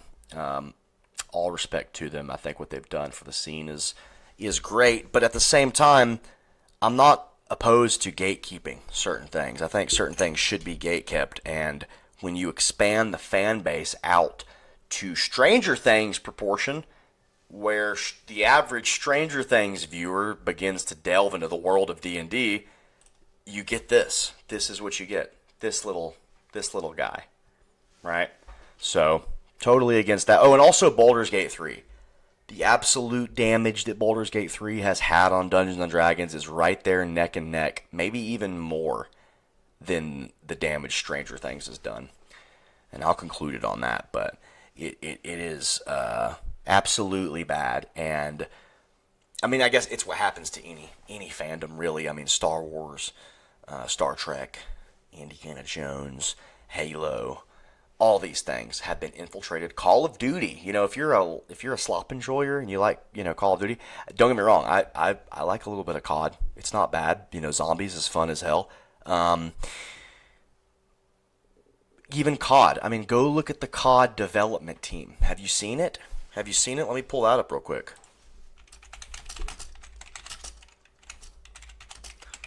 Let's pull that up, because this is crazy right here. This is crazy. When I seen this, I couldn't believe my eyes. I thought it was a fucking cruel joke. I thought it was a joke. You remember in Anchorman when what's her name? Veronica Corningstone. She God, I need to figure out how to quickly resize this shit, because I'm such a boomer about this. But remember when she tells him she wants to be Anchor, and Anchorman, and he's like, then he finds out it's real, and he's like, I thought it was a joke, a cruel, sick joke. I wrote it down in my diary. He said Veronica told a very funny joke today. Yeah, let's see, let's move the little chat. Okay, yeah, let's look at the dev team, okay? This is good, man. This is good. I mean, this is gold. When I seen this, oh my God, man. Oh my God. Let me shrink me so you could see these stars. I'll move back over here. Let me move this back. Hell yeah. Hell fucking yeah. And half of these people are men. Big shock, right? So, if you're wondering why, Call of Duty is like weird with their skins and, the subject matter is in the toilet and you're fighting like, gigantic woods from fucking Black Ops 2. If you're wondering why that's happening, here's your answer. This is your modern dev team. Right? Versus, well, they got one right there. Let's just bring it up. Right? Let's just do Black Ops 2 dev team. Let's bring this up.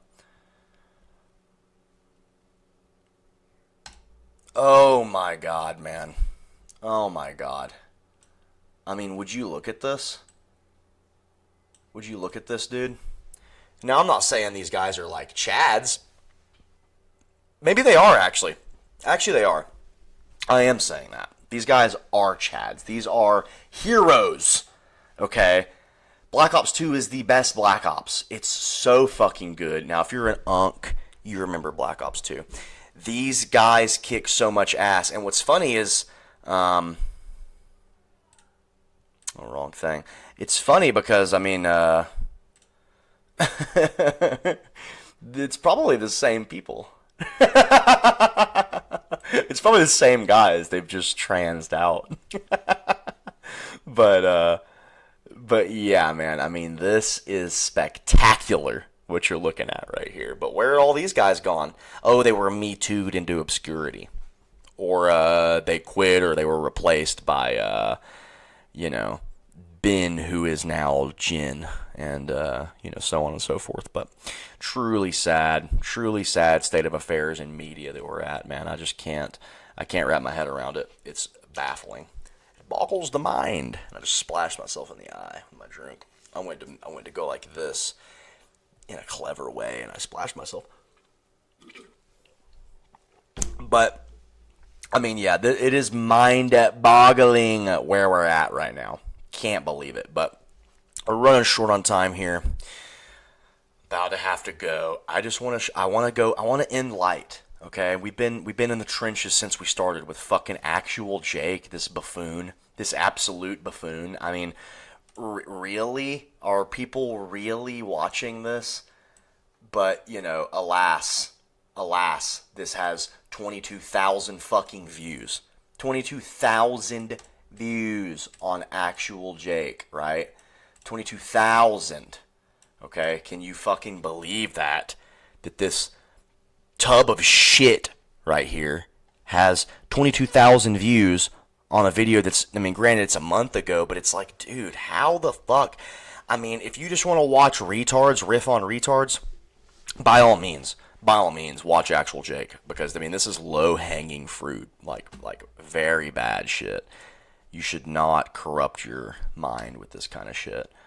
But let's go over to the Instagram real quick, and we'll end this on a good note, okay? We'll end this good.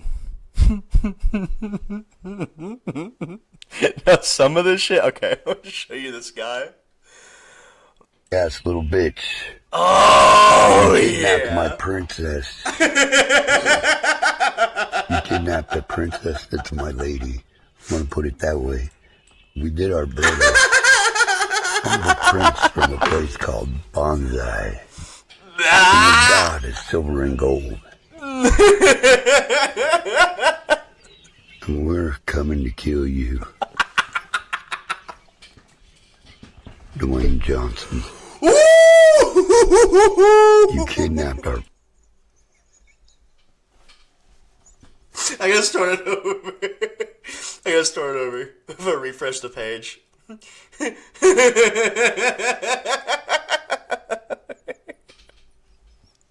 I fucked it up. No, not this guy. Not this guy. Hang on. Okay. Bitch. And you kidnapped my princess. I'm gonna let this. I'm gonna check my messages. I'm gonna let this play. We did our blood oath.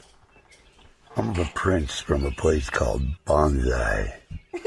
And the god is silver and gold. And we're coming to kill you. Dwayne Johnson. You kidnapped our princess. And we're going to kill you. Nobody messes with Bonsai. You're a punk. Dwayne Johnson, you know you're a punk-ass little bitch. And you kidnapped my princess. You kidnapped a princess that's my lady. Oh, Don't yeah. Put it that way. We did our blood oath. We did our blood oath. I'm the prince from a place called Bonsai. Okay. This is Melvin. A prince from a place called Bonsai. If you didn't hear him. And I don't want to beat up on the schizophrenics too bad, because I mean this is absolutely schizophrenic, or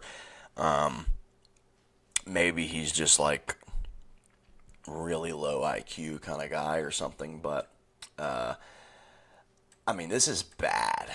This is bad. This kind of shit that this guy's talking about. I mean.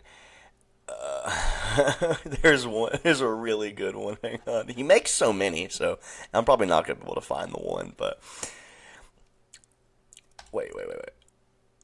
A movie star and a prince.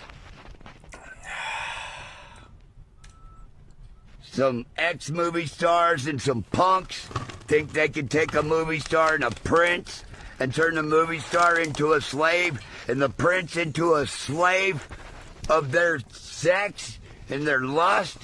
No, Jennifer, they can't. That's not happening. What Jennifer do you think he's talking about? They think. What Jennifer do you think he's talking about, y'all? Oh, that's good.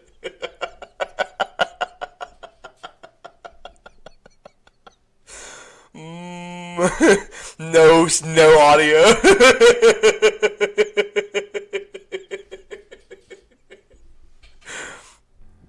That's fucking good, man.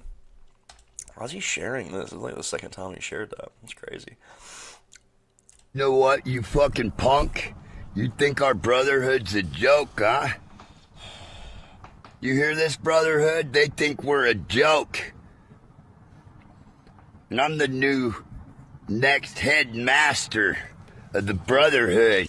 Now, when he said I'm the new next, he kind of did. Am I tripping, or did he ride that in a little bit? I thought he was gonna say something else. Jennifer, I don't fucking care. You gotta prove your loyalty. Oh, it's time man. to prove your loyalty, Jennifer. And that is not loyalty. You're gonna prove your loyalty, and every one of these little punks gets their throat slit. I don't give a fuck. That's what's going down, Jennifer. Jennifer, I don't. What Jennifer do you think he's talking about, y'all? Get him the fuck Wait till you see. away from me, Jennifer, and your fucking drones. What the fuck is your whole... What are you trying to accomplish by following me around, stalking me? Yeah.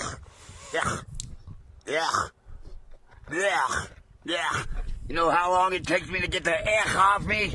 Every time one of you little maggots touches her? You're a fucking punk. Yeah.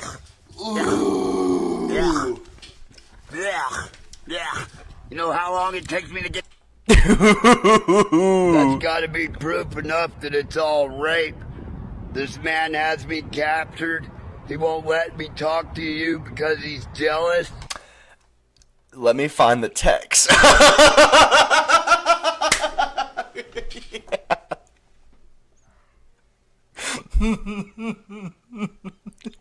Fuck. I mean, I don't. I'm not trying to be mean, okay? I'm not. I mean, I am laughing at a schizophrenic man's delusions, okay? But I know that's a little mean-spirited, but I mean, this is good, man. This is. Ooh. You should have known when he brought up he was gonna off the rock what Jennifer he was talking about, because this is good. Hey, Dwayne, you better say your fucking prayers. You're being a real piece of shit, bitch. You know, Jennifer never wanted anything to do with you, even before she met me and did the blood oath. All you've been doing is raping her. Okay, I don't play too much of that, but...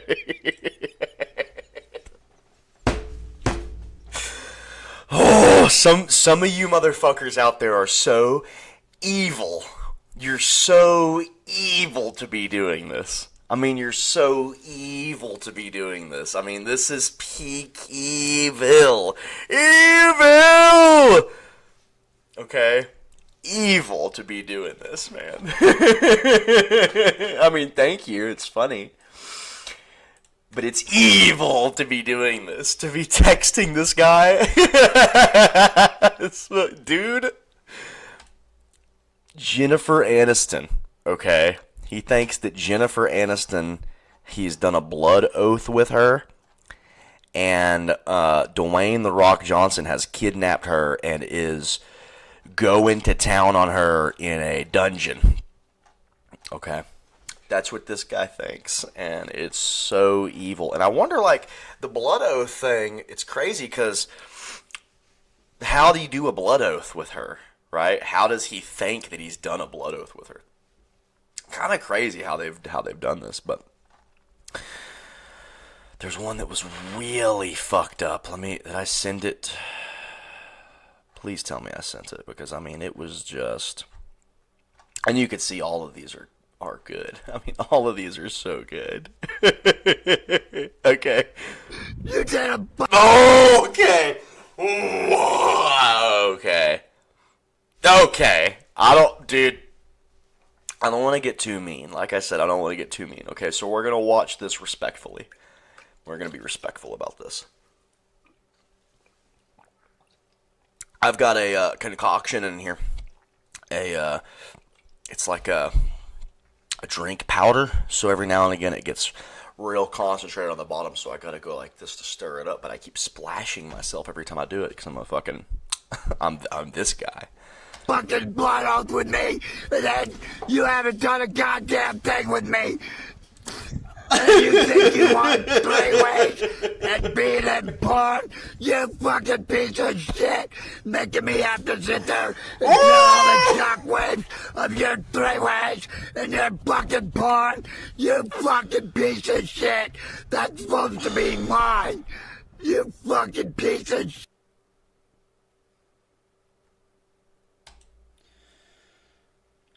I mean, these comments do not help. They do not help. I mean, some of them are good, and then you got like this, and this.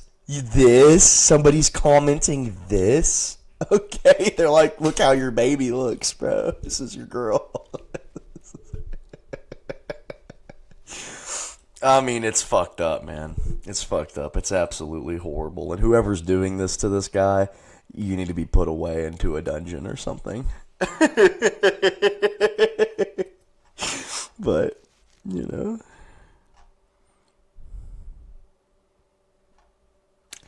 There's a couple of quasi-political ones in here, but we're not going to get into that.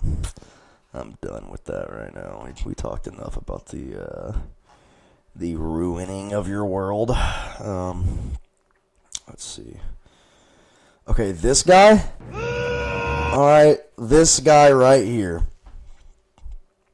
I didn't know what to think about this when I first seen it. I thought, like, maybe, it was a joke. And then I went back and forth like it's a joke to it's serious. And then now I think it's a joke again. But it's really funny. I'm a walking blood bag. Come on, Bob.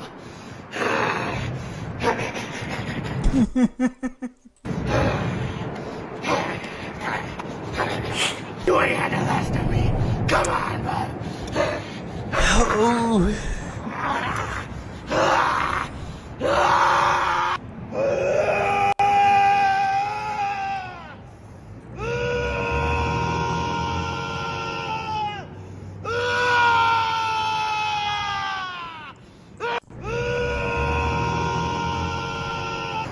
Walking blood.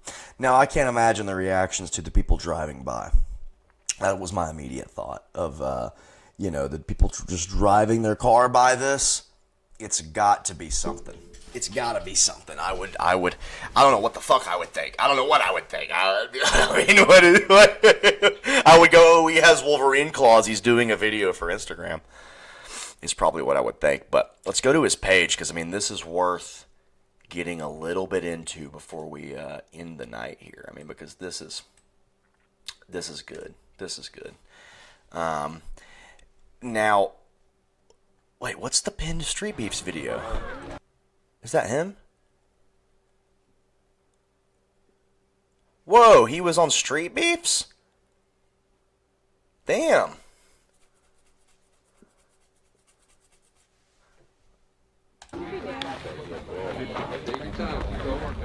Cross is there. There you go. Get him again.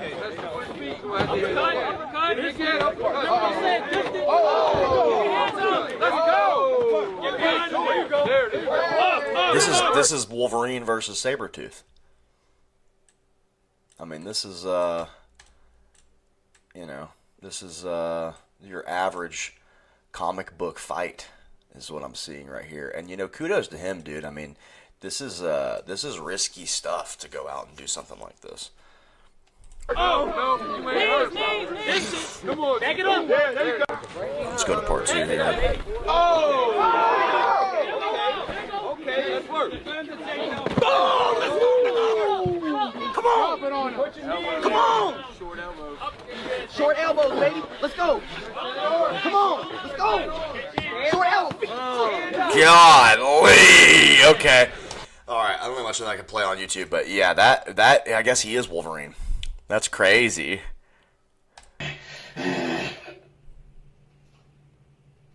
Get to Alkali Lake. So that is him being contacted by Magneto or Xavier. I guess Xavier is it could be Xavier. Xavier's in his mind telling him to go to Alkali Lake. Okay.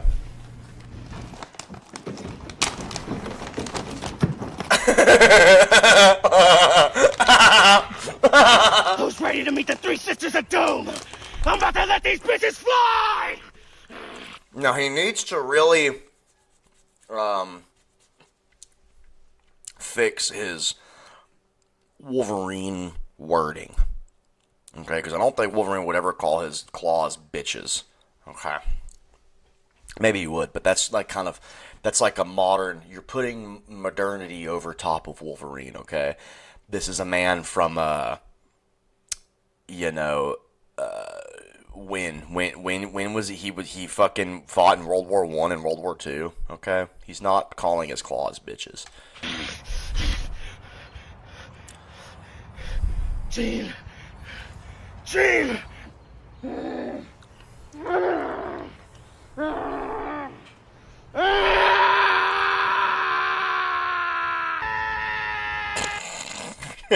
This is really funny.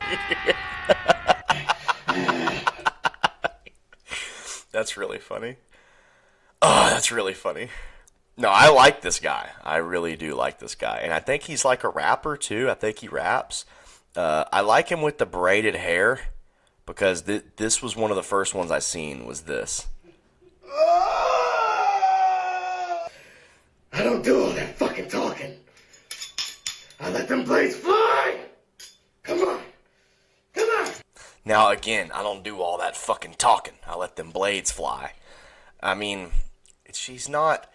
He just needs to get the wording right. He needs to get the wording better, okay? I'm keep it up. I think you're doing phenomenal. I mean, I mean, how many views does this have? Can I even see that on here? Yeah, I mean, that had... Dude, that has 37,000 likes. So, I mean, you're doing something right. So don't listen to me, but they are so good. They're so good, these videos. Now, that was good. That was good. That was like modeling Wolverine or something. Like he's a model. And they've got to redo the shot a bunch.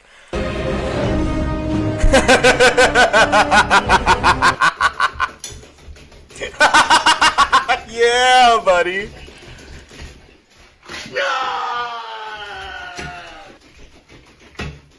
Now, what's really funny is up here, you can see him looking at himself in the other mirror. There will always come a time when a man must channel his inner animal and let them blades fly! Oh yeah, dude, he's awesome, bro.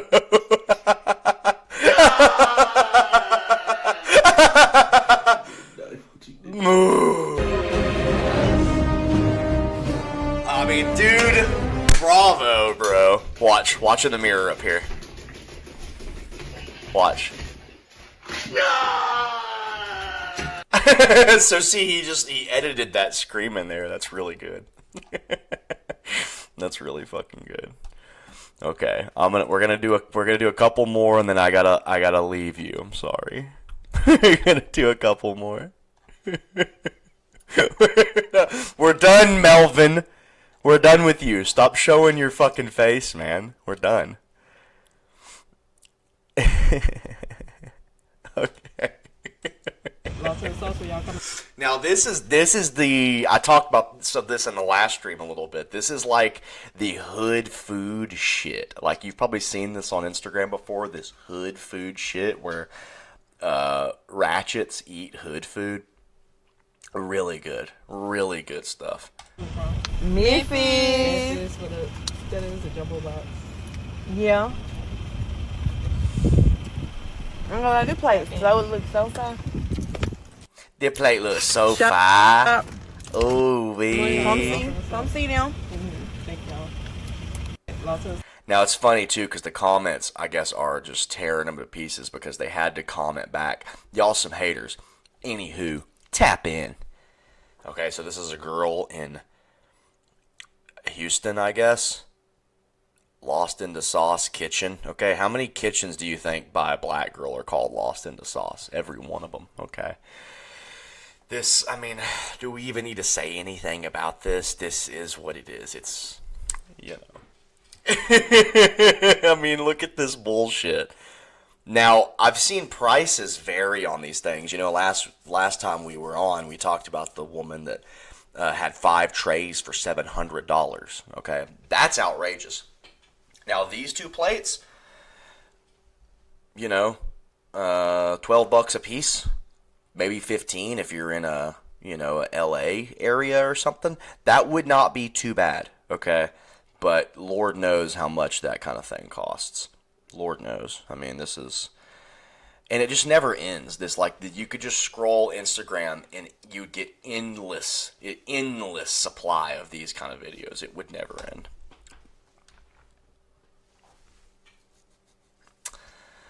It's really good. I mean, and those ladies, I mean, what the thing they do with their hair right here with the little baby bangs or whatever the fuck they call it, I don't know, man. I don't know. I mean, that's something. That's something. I mean, what do you tell the barber when you get that? Y'all coming from? And is Memphis. That is a jumbo box. Yeah. what is on her forehead? Does she have like it's a skin pigmentation thing or? I'm gonna let it play because that would look so fine. What is that? Shop. Oh my god. Come see them.